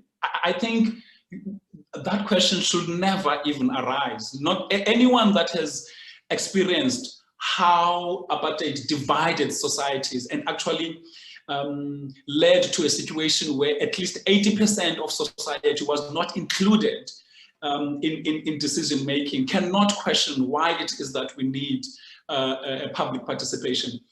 Public participation is the cornerstone of our constitution. In fact, the fathers of our constitution ensured that no South Africa is left out in the planning, in the implementation of their own aspirations, that you needed participation. I think the Freedom Charter speaks about the people shall govern. And that is the central part of the planning prescript with which we need to move our planning fraternity and our planning practice as we move forward. So public participation should never be. In fact, I think we have a challenge of enhancing public participation, making it much more sophisticated, making it much more productive to the plans that we tend to produce as planners. The third comment, facilitator, that I would like to make, which I think becomes an Achilles heel for planning, is this thing of governance, or rather the dynamics that come with inclusive governance. You see, let's utilize a city such as Johannesburg, and I'm sure quite a number of cities and across the globe for that matter have had situations where they want or they put in place long-term city development strategies. Johannesburg, I think in 2010, put in place a long-term strategic planning, which was called the Corridors of Freedom, where the vision that they had articulated meant that they would undo the central spinal cord of the city and link the city and ensure that there is affordable mobility between and within the city, that there will be specific properties that are purchased by the city and sold back to the public, so as to ensure that there is inclusivity, so as to ensure that there is a densification and all those principles that were there. And then later on, that plan was changed, all as a consequence of a change in government. Now, that is a governance conundrum that the planning fraternity has to embrace. So the planning fraternity ought to be saying to itself, how do we embrace a change of government? How do we embrace changes in the objectives of plans? Because the plans would have been done as far back, let's say, as 2010, 2011. And then you start to implement these plans. And then suddenly, 5 years down the line, you have a new leadership that imposes new objectives. So what is the planning fraternity telling us we should do? You know, in order that we soundproof the plans, because there was absolutely nothing wrong with the intentions that were stipulated in the Corridors of Freedom as a long-term city development strategy. And I think that applies across the various municipalities in the African continent and in Africa. The last comment that I would like to make relates to us understanding where we are finding ourselves. And I think there was reference to some of the 3 points that I would make. One, we have since 2008, 2010, had a situation where the fiscus, the national fiscus, has been battered. There's no money so we no longer now have projects to play around. So how are we going to test our innovation, right? So let's say the World Cup 2010 was a nice project to test our ability to plan things and see them through to fruition. But today, we no longer have that money. The fiscus is empty, and similarly, the municipalities themselves, their own sources of revenue are being depleted. So how are we going to innovate as planners? Right? It's a big question. I think the second has been the impact of climate change. Climate change, which is forcing us to think anew, to think about different technologies that that contribute to sustainability, maintaining infrastructure differently and doing things new. I'm not sure if the planning fraternity has come to the platform or to the floor with alternatives. And when I say that, I'm not saying the planning fraternity has not, but I'm saying in a very robust way. I think the speaker indicated that planning is important because it ultimately determines what happens to people's lives.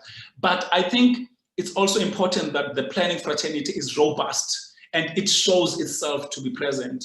I've not, at least in South Africa, heard of any meaningful relationship between the lead department, COGTA, and the planning fraternity. I ask that question, why is it missing? Why is it missing? Then the third issue, which is the one that we're facing now, people call it COVID. I prefer to call it a disruption, right? I don't see anything negative about COVID as a South African. I think COVID, for me, is a blessing in disguise. If we get committed to saying we are going to rebuild our country anew, right? COVID has been a very necessary disruptor. It basically stopped us from doing business as usual. And it therefore is calling on us to exploit the innovation, understand we don't have finances, and say, what is the new way in which we can live? Those are the 4 ideas that I would like to posit in your conference. And please do excuse me, I will have to leave slightly earlier, but some of my colleagues are here. But those would have been the 4 things that I would have wanted to speak to. Thanks very much. Thank you very much, Mr. Banga, for very informative information and thought-provoking. I don't want to waste much time. I see our third speaker has already arrived, which is Professor Chidizi Marwala. He holds a PhD degree in engineering from University of Cambridge. He is a Vice Chancellor of the University of Johannesburg, and most people know him for his work in 4th Industrial Revolution, which he named Gonyo Gonyo Labuna in Venda. Thank you very much, Prof. Good morning, and how are you? I'm doing very well. How about yourself? I'm okay. We just want to give you some few minutes to give your reactions about the 4th Industrial Revolution and smart cities, and what's your reaction? What's happening there? Because you are writing a lot on those issues, talking a lot on those issues. We just want to hear some reaction from your part. What does that mean for planners, this 4th Industrial Revolution you were talking about? I think the 4th Industrial Revolution means quite a lot for planning, because if we are to be able to plan properly, we have to use technology. I mean, from the days when people were using just the basic computer-aided design software to now, where the software is intelligent, we can do quite a great deal, you know, on planning, on understanding the dynamics of our cities, whether it is traffic dynamics, whether it is water provision dynamics. Prof, we can't hear you. I don't know whether it's me. You seem to be very faint and far. Maybe you want. Can you hear me? Yes, I can hear you now. I don't know other audience. Maybe it's my computer from this end. Yeah, no. So can you hear me? Yes, I can. Yeah. So basically, what I was saying is that it means a great deal from the planning of our water provision, spatial planning, our transport dynamics, and how we can plan accordingly. I think without the 4th Industrial Revolution, we will never be able to build efficient cities. Thank you very much, Prof. Now, there's this notion about, in terms of the 4th Industrial Revolution and the cities, where people, they're saying actually the move towards 4th Industrial Revolution is basically taking away jobs. And we've got our cities where we've got a lot of high unemployed people. How do we then balance between job opportunities and, of course, the fourth industrial revolution, which seems like that's where we are going. That's how we are talking like this. Is the sign that we're going towards a more advanced technology way of communicating.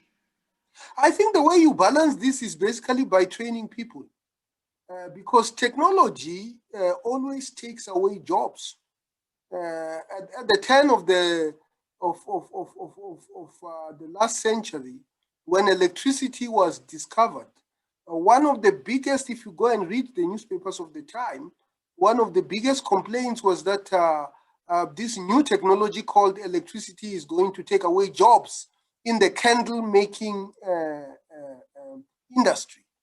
Of course, you would agree with me that it was important for us to be able to make that transition from using candles to using electricity. So I think the only way in which we can be able to deal with this issue is basically to skill ourselves so that we take advantage of the opportunities that are going to emerge.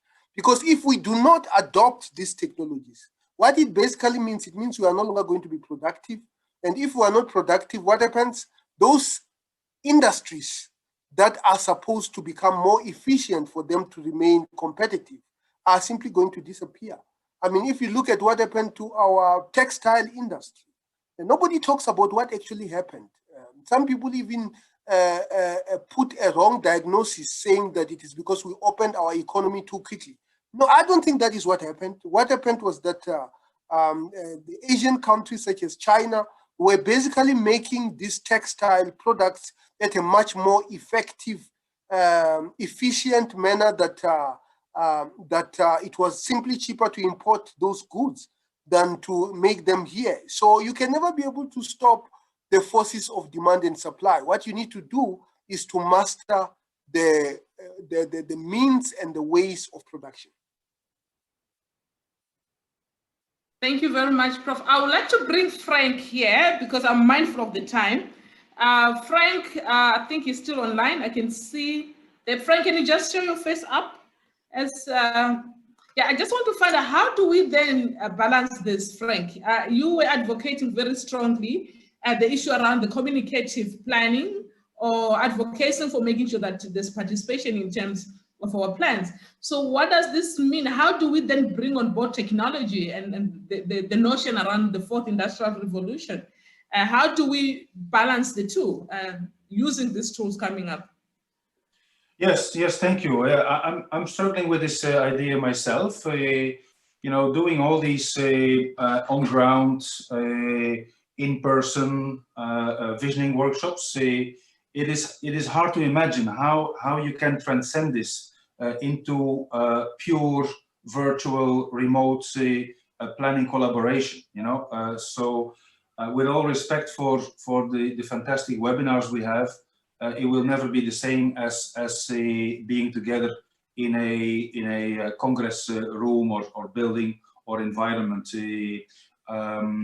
So it is a challenge, but I think as the previous speakers have said, let's not go this crisis to waste. We should use it for a better future, and the future will be hybrid. So we will get back to let's say the traditional face-to-face participation, but it's also a very good opportunity to innovate ourselves, our methodologies, and to reach out for e-participation. So in ISOCARP, yes, we started discussions in Cyber Agora. We will continue in the Cyber Lab. We have people experimenting with it as a planner, as a facilitator. It will be teamwork, but it's time to adjust. So I am confident that we will find a balance, but it will take a bit of a time to find that balance. Thank you very much. I just want to find out from the audience if there's anyone who wants to ask the question directly to any of our speakers. I want someone who wants to just talk, so to just make sure that we're engaging. One person who's willing to just ask one question to our speakers.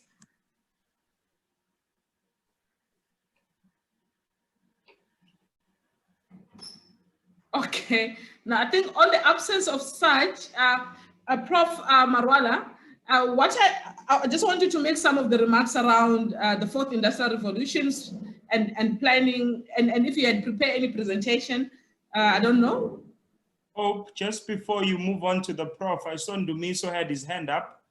Ndumiso, please turn on your mic and your camera and just go ahead with the question before we move on.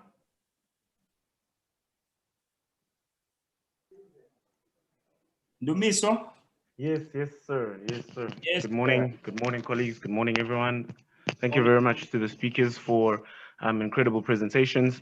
I'm not too sure if it's more of a question or more of a comment. As we've been speaking, Jay, in the chat there, Mr. Mbangwa laid down something that I think is in the hearts of many of us, especially around public participation. People are coming up with also ideas as to how do we then also improve public participation through, in this time of COVID. With my experience, I've also raised a bit of a controversial thing or statements in that sometimes we as planners are afraid to go into communities or to go and speak to the people directly. We just use participation as a tick box, or we use the councillors and the public representatives instead of actually going into the communities and explaining the projects and the planning trajectory that we might have, or the vision that or of the project that we might be leading. So that's sort of what we maybe is another topic he can camp for our next webinar, things like that. So we'll see how do we improve public participation, how do we ensure that the public is involved from the first step, especially those that are seen as not having a voice or previously disadvantaged because of the fact that sometimes the voices that we want to hear are the voices of the people who are going to bring in the capital. But then those people have their own agendas. How do we ensure that whatever they want is going to also benefit the people on the ground? Thank you. Thank you very much for the question. I think Mr. Mbanga is no longer here. She just left. I don't know whether any from the panel want to try to respond to that. I don't know, any of the panelists want to try to make some reflection on that. Since Mr. Story is not here, which I think, okay, no, it's fine. So what I would then ask from our presenters is just to give us some remarks around, I've already mentioned Prof. Marwala, if you got any remarks you want to put together before. Yeah. Yes, I do. Yes. Our cities serve as constant reminders of our apartheid past. Perhaps one of the greatest markers of this legacy is our spatial planning, which leaves huge swaths of our population out of reach from the central economic hubs. The long drive towards Soweto, Lenasia, El Dorado Park, and Annandale in peak hour traffic certainly attests to this. The convergence at Uncle Charlie's interchange and backup stretching the entirety of the N12 is in itself a reminder of a fraught past. The inherent separation and exclusion that define apartheid was not just limited to past laws and separate development, but in the fundamental way people were settled in the country. Designed to segregate and enforce policy-driven inequality, the Group Areas Act to a large extent is still with us. This, of course, is not only our challenge in our cities. Service delivery has become somewhat of a tainted phrase in South Africa. It often spurs feelings of frustration and hopelessness. What it essentially describes is the distribution of basic resources citizens depend on, like water, electricity, sanitation, infrastructure, land, and housing. But just this week, a resident struggled with water supply in parts of Johannesburg. We are once again reminded of the poor track record around service delivery and upkeep of these resources. Instead, what usually comes to mind when you speak of service delivery are protests demanding better services. The question then becomes, how do we subvert this narrative? How do we ensure that we create systems that enable us to better run our cities? I would argue that digital transformation is the key. Throughout the world, there is a shift towards embracing smart cities. Simply put, this is the implementation and development of urban services through the use of digital technology. It is perhaps one of the most prevalent instances of the Internet of Things and a representation of the fourth industrial revolution in action. The 4IR, the era we have entered, which is fundamentally shifting every aspect of society through intelligent technologies, has been touted as the key to finding solutions to many of our deep-seated issues. As we look at redefining urban planning, there are various technologies that can be deployed. If we use these technologies intelligently when we are servicing remote parts of the country and densely populated areas, for example, we could subvert the conversation around service delivery, which is often perceived as hopeless and tainted in South Africa. This is significant when you consider that according to municipal IQ, the rapid growth of informal settlements coupled with an unwillingness on the part of metros to accept them as permanent reality has resulted in a slow response to the service delivery needs of communities in our largest metros. It must be stated that in a country with stark inequalities such as South Africa, the adoption of smart technologies has to be inclusive. In the shift towards digital transformation, we must remain wary of leaving huge segments of our population behind. The goal is not to create deeper inequality, but to ensure that a blueprint speaks to our challenges and poses the necessary solutions. There is certainly scope for smart cities, for instance, in South Africa, but we have to get the how and why right. According to Deloitte, there are over 1,000 smart cities projects in countries like Brazil, Saudi Arabia, and the United Arab Emirates. Half of these projects are in China, giving it the largest concentration of smart cities. Advances in AI, including autonomous operations, where machines or entire facilities can run themselves, could be a game changer. Smart cities and local governments are leveraging this technology in many ways. Data from the United Nations suggests that more than half of the world's population now lives in urban centers, and this proportion is expected to increase to nearly 70% by 2050. Africa is urbanizing faster than any other part of the world. It is estimated that African cities will double in population by 2050.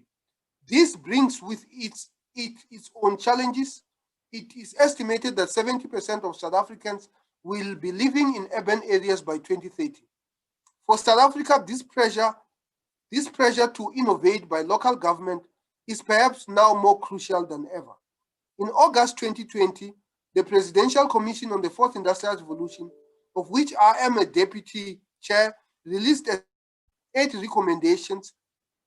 Just last month, these recommendations were made public. As we strategize our national 4IR blueprint, it is imperative that this is implemented at every tier of government. One solution posited in the recommendations made by the Presidential Commission on 4IR is to build infrastructure which integrates with existing infrastructure. This is particularly applicable to our municipalities. Much of the disillusionment with service delivery stems from a local level. In order to subvert this, the recommendations of the PC4IR have to be whittled down. The challenge of healthcare, education, public transportation, and water and sanitation local level in order to expand access.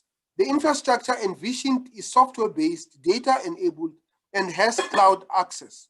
For instance, we need to look at the generation and delivery of energy, the extension and improvement of water infrastructure, and health and educational infrastructure to create a coherent and comprehensive infrastructure network. Elsewhere, through artificial intelligence, government websites can implement chatbots to complete transactions. This could be the first port of call for queries. A chat box could function based on frequently asked questions, which send predefined responses to questions entered by users on platforms such as WhatsApp or Facebook Messenger, for instance. We have already seen the success of this nationally with the government's COVID-19 WhatsApp number, which provides updated information when requested. Similarly, robotic process automation could also increase the speed and efficiency to cope with backlogs. RPAs can handle high volume and repeatable tasks that are often quite tedious for people to do. Similarly, AI could be used in awarding of tenders as it introduces objectivity and consistency. This eliminates human bias and reduces the possibility of unethical decision-making processes. AI can help improve urban planning by optimizing routes for transport operators, reducing commuters' journey times, a particularly significant move given our urban layout. Traffic data could be utilized by municipal governments for planning of roads and the monitoring of traffic patterns. This is quite a simple concept. This has already been successfully piloted in cities in the United States. This makes use of an AI system which detects vehicles in images from traffic cameras. This information can be sent to a control center where algorithms analyze traffic density. If the system detects congestion, it can direct traffic lights to reroute traffic based on real-time data. Machine learning could also provide mirrored solutions in terms of water supply, for instance, from predictive analysis.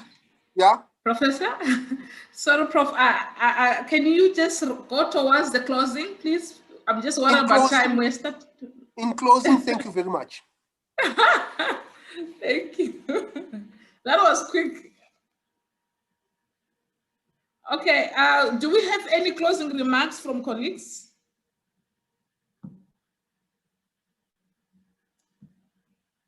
Fred? Any closing remarks?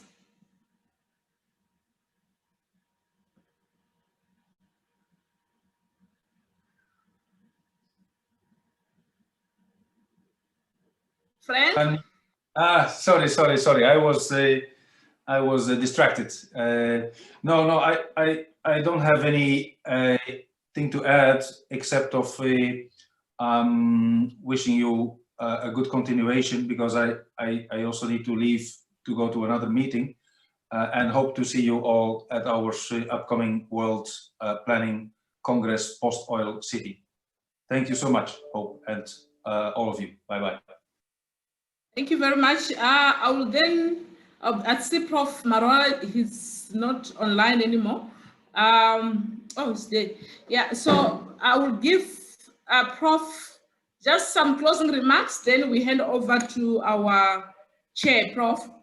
Just some few closing remarks about the event before I can hand this over to our chairperson, who's running the ceremony. No, thank you very much for the invitation, and I hope the deliberations are going to be used to improve our cities. Thank you very much. Fortunately, I think my day ends here in terms of this, and I will hand over to you. Thank you very much. Thank you very much, Hope, and to the very esteemed speakers, Frank, much appreciated for your time. And Prof. Maluela, thank you very much as well for that very informative conversation. You really sparked a nerve and you made us think outside of the box. In fact, you made us just want to remove the box in it all. So right now, the box does not exist anymore. So thank you very much, guys. I believe that brings us to the adjournment of our first session. But before I bring this to a closing, I just want to hold a thought. As you leave, you're going to have your lunch. Hold this thought in your mind. The generation of 1929, they built the Empire State Building during the Great Depression. They also managed to build the San Francisco Golden Bridge at the gate. I want to challenge you. We are the generation of 2020.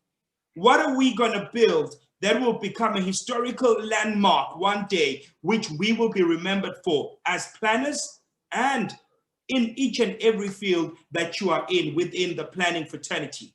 I want to challenge you with that. Also, you would have been noticing on the comment section, the second session commences at 2 p.m. South African Johannesburg time. So make sure you are here back on time. We don't want you to be late. Also, very important, you have to select a room in which you will be going to. So there are 3 rooms that have been created. We have created a link. The reason for creating a link, as I highlighted yesterday, we had received a high turnout of registration, and the platform we are utilizing, which is Zoom, does not allow more than 200 participants in one room. So as a result, we have created links that when you click just on the link, you don't have to do too much. You just have to click on the link that you wish to go to. It will direct you to the room that you want. Room number 1 will be the room for special planning across the globe. Room number 2, COVID-19 in planning. And then room 3, smart cities and 4 IR. So I hope that is clear. Before you agenda, make sure you pick the room that you want to go to, and we will re-agenda at 2 p.m., 1400 hours, South African Johannesburg time. For now, go enjoy your lunch. Don't eat too much. We still want you back at 2 p.m. Have a blessed one.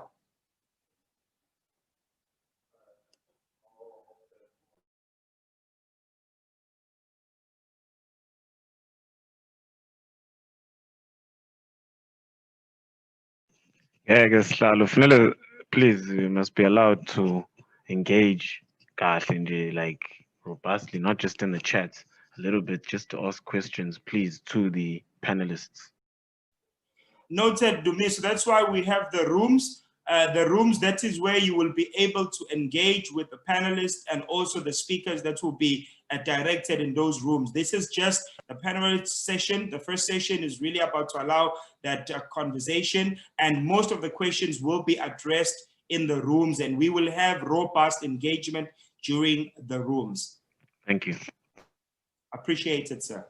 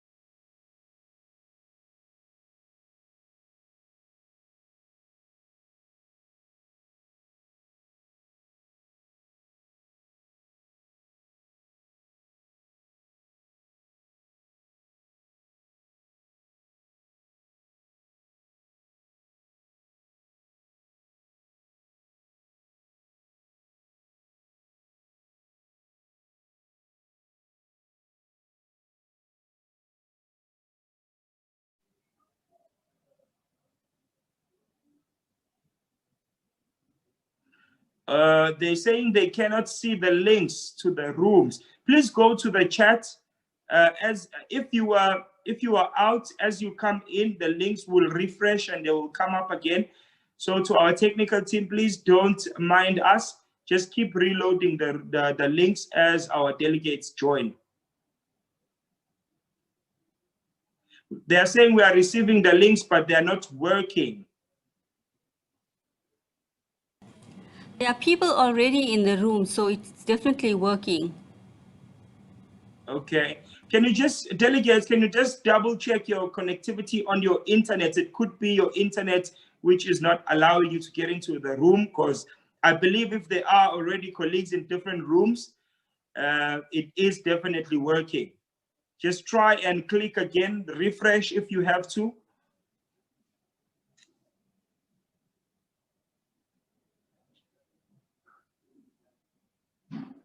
I'm seeing a lot of people going in. It's asking for a password, okay? If it's asking for a password, it's normally your account password, the password to your Zoom account, not the link itself. The link should not ask you for a password. It should send you straight through into the designated room. Okay, Michael is saying we don't have a Zoom account, but it's asking for a password. I'm trying for the, Eric is saying I'm trying for the 5th time, it's not working. Guys, can you assist us here?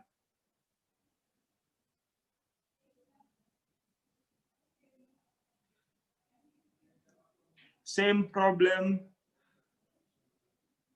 Rooney is having the same problem. Ibrahim is having the same problem as well. I'm also not being, Juliet is also having this. Okay, we have a lot of delegates here, Shakila, who are having a problem getting into the rooms. Okay, even Mr. Lichepewa is having the same problem. Okay, we are working on it, guys. I think we're just gonna communicate with the technical team and we're gonna get back to you in a second. We apologize for the inconvenience. Okay, trying to get into a 3rd room. Can I just communicate with the technical guys and then I'm gonna come back live again? I apologize, just a minute and then I will be back live.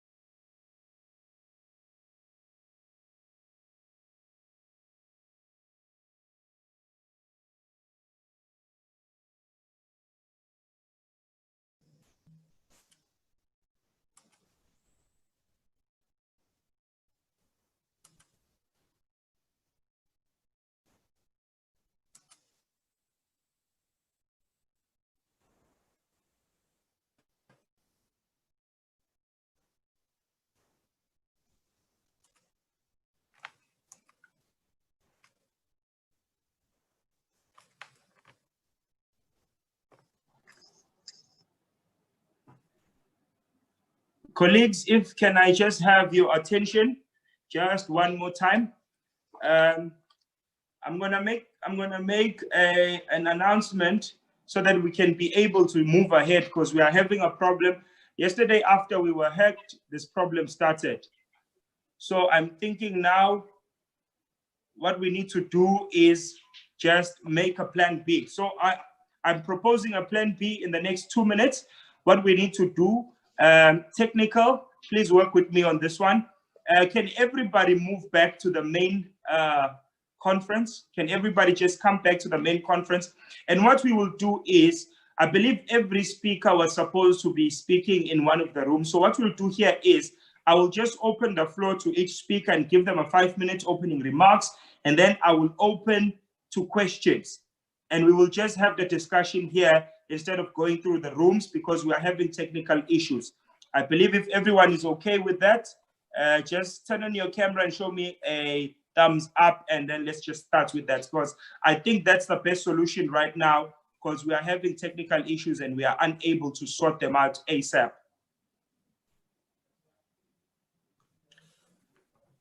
Everybody agrees, right? Okay, perfect. Technical guys, let's just try and work here. If the speakers have presentations, I believe you would have given them to the technical team. So we're just going to start with the speakers who are going to speak in room 1, the special planning across the group, which is Mr. Ashraf Adams, who is from South Africa. We'll allow him the platform, and he'll just for 5 minutes, because we've got quite a few speakers. Each speaker is going to get like 5-minute remarks. And then at the end, when all the speakers have gone, we will open for Q&A. I will take questions, and then you must say you are addressing your question to each speaker, and then they will be able to reply to your question. I think that is clear, colleagues. If we are all clear and on the same page, can you just show me a thumbs up that we're good with that? Okay, no problem. So, Mr. Ashraf Adams, if you are ready, please take the floor and do your 5-minute opening remarks and presentation, and then we will move on. After that, we'll have Mr. Alexandra Antonov.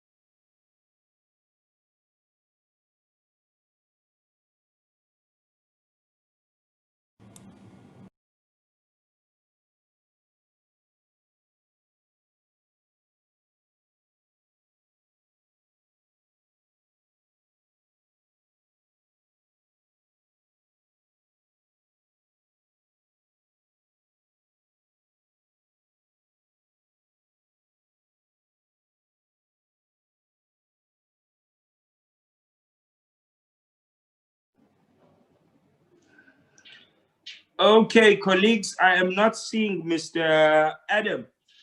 I think he is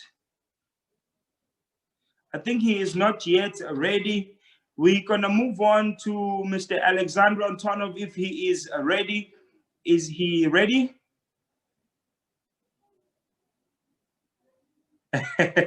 Eric Parker is saying maybe it's the American election. We know the world is blue today, Mr. Parker. Yeah, guys, don't be too serious. Don't be too hard on our technical guys. We don't want them panicking and, you know, killing themselves now. Let us just try and get the speakers that are ready. Do we have one of the speakers from the room who is ready? It doesn't have to really go in an order of room 1 going down. If there's a speaker from one of the rooms who is ready to do a presentation, please let me know. Yes, I can present from room 2 on COVID. Okay, who is this? Manda. Oh, okay, perfect. Please take the floor, sir. The screen.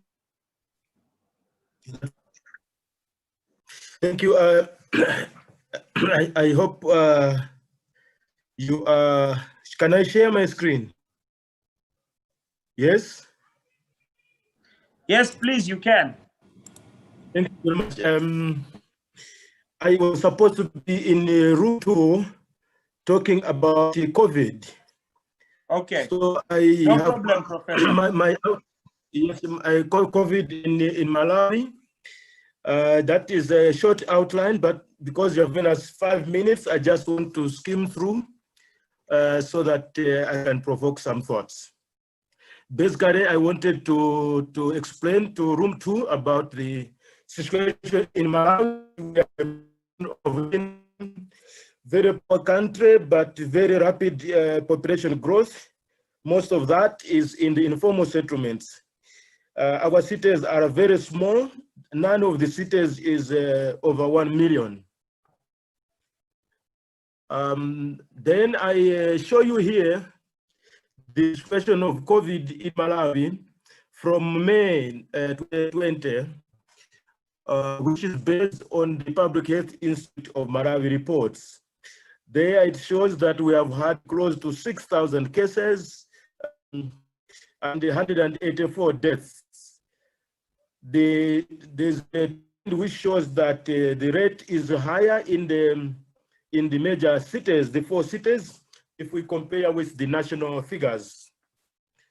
As you can see there, the situation in the rural areas where the majority of the population lives seems to have been underreported, largely because of weaknesses of testing. Otherwise, it would be very difficult to tell why you would have only 37 deaths where the nearly 80% of the population is located. So globally, we have all those factors that are causing the spread of COVID. Many of those factors we all know, the issues of high density physical contacts and the lack of adherence to preventive measures. But I wanted to contribute that here in Malawi, we had a local context which affected the situation of COVID.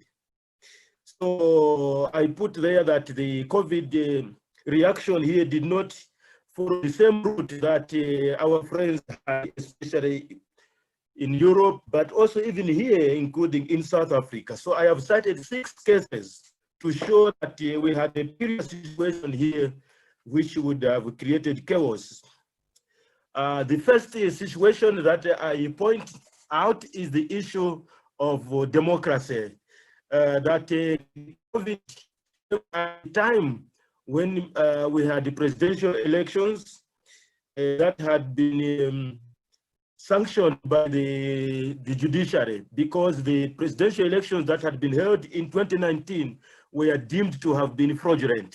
So there was such hype that everyone was agitated for change here. Everybody wanted to participate in demonstrations and in the campaigns. And because of that, even the national political leaders were dismissing the threat of COVID. I cite there, for example, our current vice president actually questioned why people were not dying in this country when elsewhere people were dying of COVID. He was just trying to prove that COVID was not an issue here. Our former president had actually declared there's no COVID in this country because God had spared us. So you can see there that when the government, the then ruling party, was imposing restrictions, it was considered as a way of running away from the elections. Now the new government itself is failing now to implement its own directives. For example, the idea that we should have mandatory face masks in public places. The next issue I have mentioned here is that the judiciary played its role. For example, there was a case of the Chinese people who were positive and who had arrived at the airport. When the Department of Immigration wanted to deport them back to China, they obtained an injunction, and the judge ruled that such restrictions were against the Constitution and a violation of human rights. And that gave the leverage to the ordinary people to say that any restrictions coming from the government would be violating their human rights. Then recently, if you see on the photograph I show you there have been evictions of street vendors in Mususu to clean up the city. But those evictions forced people into congested trading places, in the process creating the risk of spreading COVID through physical contact. And then sometime at the start of the COVID threat or pandemic, as we call it, many people in this country actually declared that they did not fear COVID because to them, the issue of hunger was more important. So a study that was conducted by the IPO found that 82% of Malawians actually thought that COVID was less threatening than hunger. You will understand why that is happening in this country. The majority of the people are low income and they live by earning and spending on daily basis. So if there was any restrictions on movement, people would not be able to earn a living. And the next is what I've put here as the violent reactions to COVID measures. It was very clear that when the health personnel tried to work with the communities, tried to help the communities because of the seed that had been planted in the general public that COVID was non-existent in this country. We saw actually equipment being destroyed, health personnel being chased or even attacked in this country. As a result of that, even the health personnel were afraid to go out to the public and assist.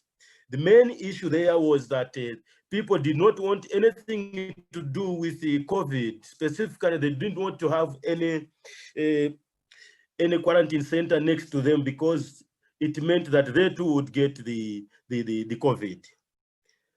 And the next is that in this country, I found that there was inadequate understanding of the gravity of the situation.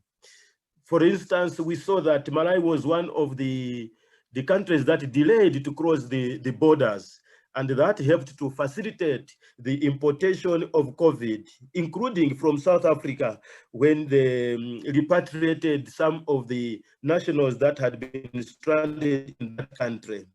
For instance, 1,000 migrants that had returned, 134 of them had tested positive, but when they were quarantined, most of them ran away and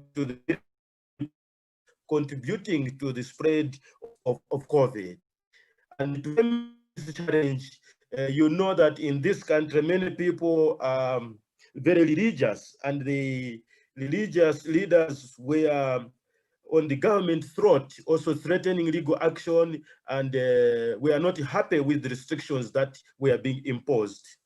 And some of them actually were saying that COVID was a sanction for that was being imposed by the Almighty.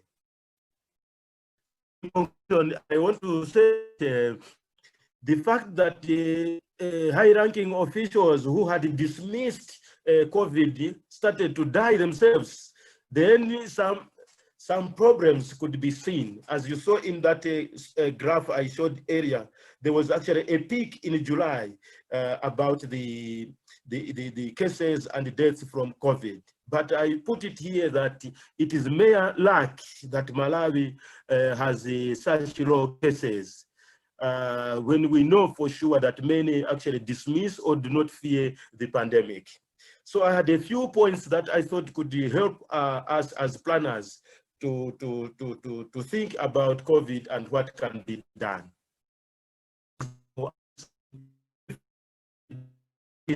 to. Then we have to think of ways of reducing the density of the major settlements by supporting the development of intermediate urban centers.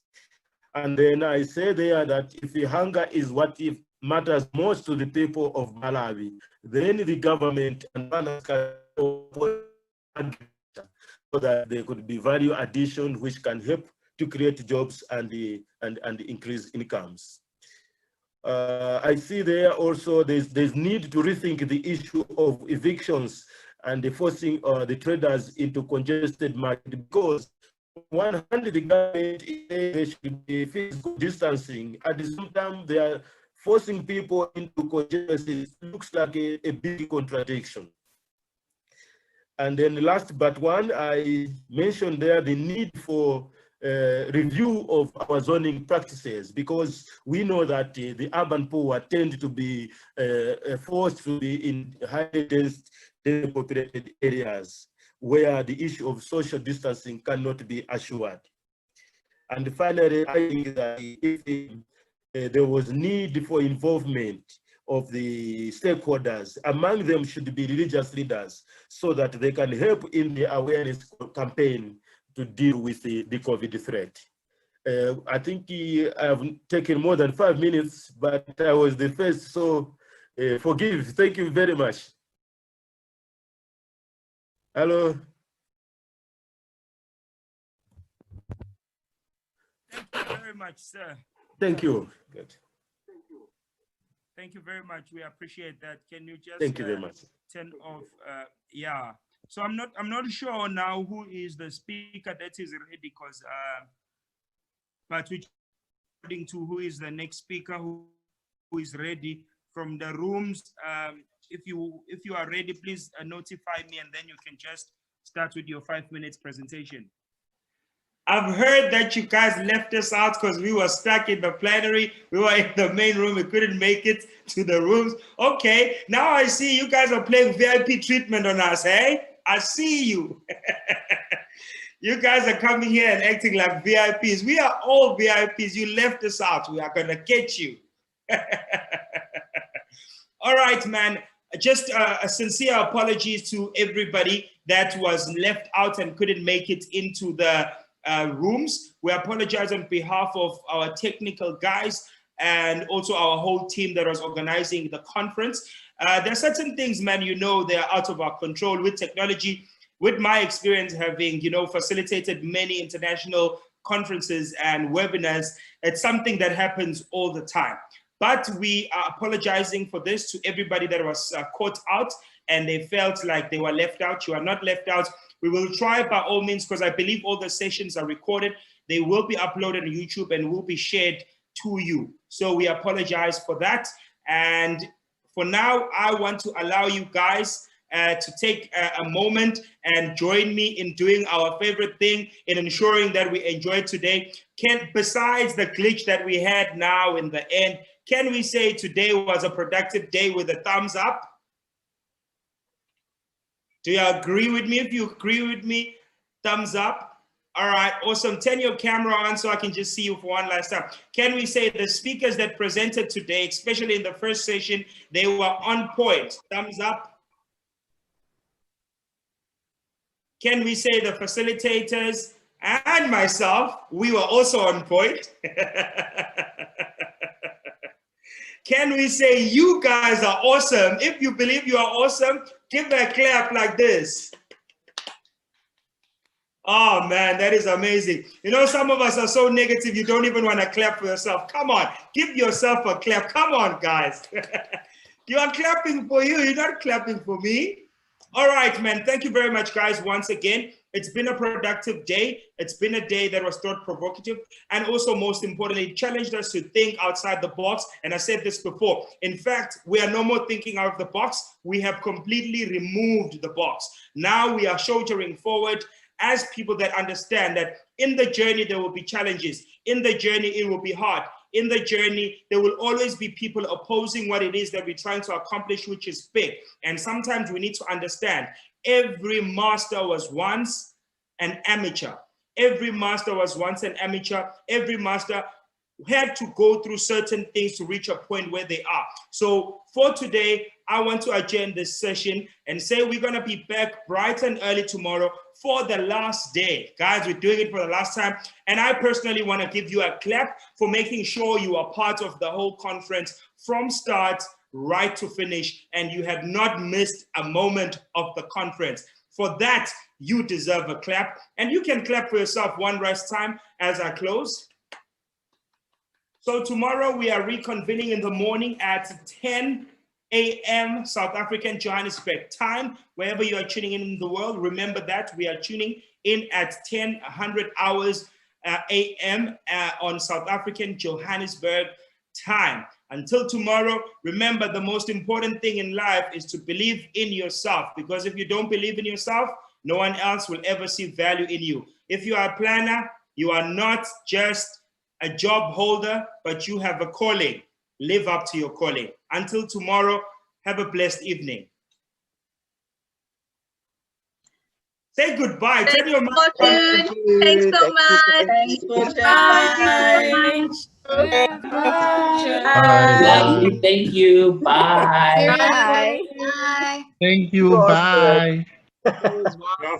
Thanks. Thank you. Big love, guys.